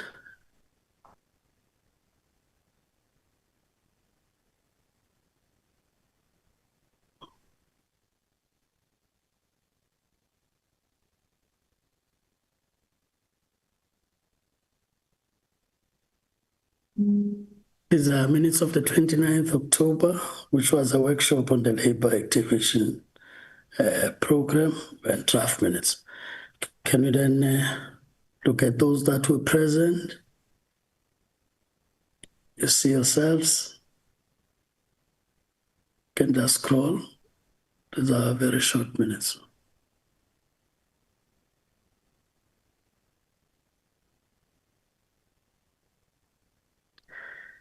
Can I then get a mover and seconder? Nkopane moves for the adoption, Chair. Honorable Nkopane moves. Can I get a seconder? Now my second. Honorable Maitso seconds. Any objection in us adopting the minutes? No objection, so the minutes are agreed to. As a true reflection, so we have approved minutes. Mr. Sakasa, that would have been the last on the notice of the Correct. meeting. 100%. Those were the last item of the agenda. All right, honorable members, just as a reminder, we are getting the meeting to be virtual. It's a workshop form like we had with the labor activation, but we are still waiting for the responses. It will then be confirmed in the notice. If members would remember, we moved the items to that day because of readiness and people we needed to come on board. The focus is looking at those challenges with Section 189 and 189A, where you have retrenchments, an item that emanates out of a directive from the Speaker at the time, which was to look only on the steel. And from a programming, we decided to look at all of this and then call for organized labor, organized business, TTIC, and everybody else that looks at the issues of employment and skills revolution in that way. So it will be a virtual one, if so approved, but will indicate based on responses that are received when the notice gets out. With that having been said, honorable members, thanks once again for your participation. This meeting is now officially adjourned until we meet again. Thank you. Bye, Chair. Long live the chair. So, Debza, you are celeb now. We are changing you completely. Thank you, Chair.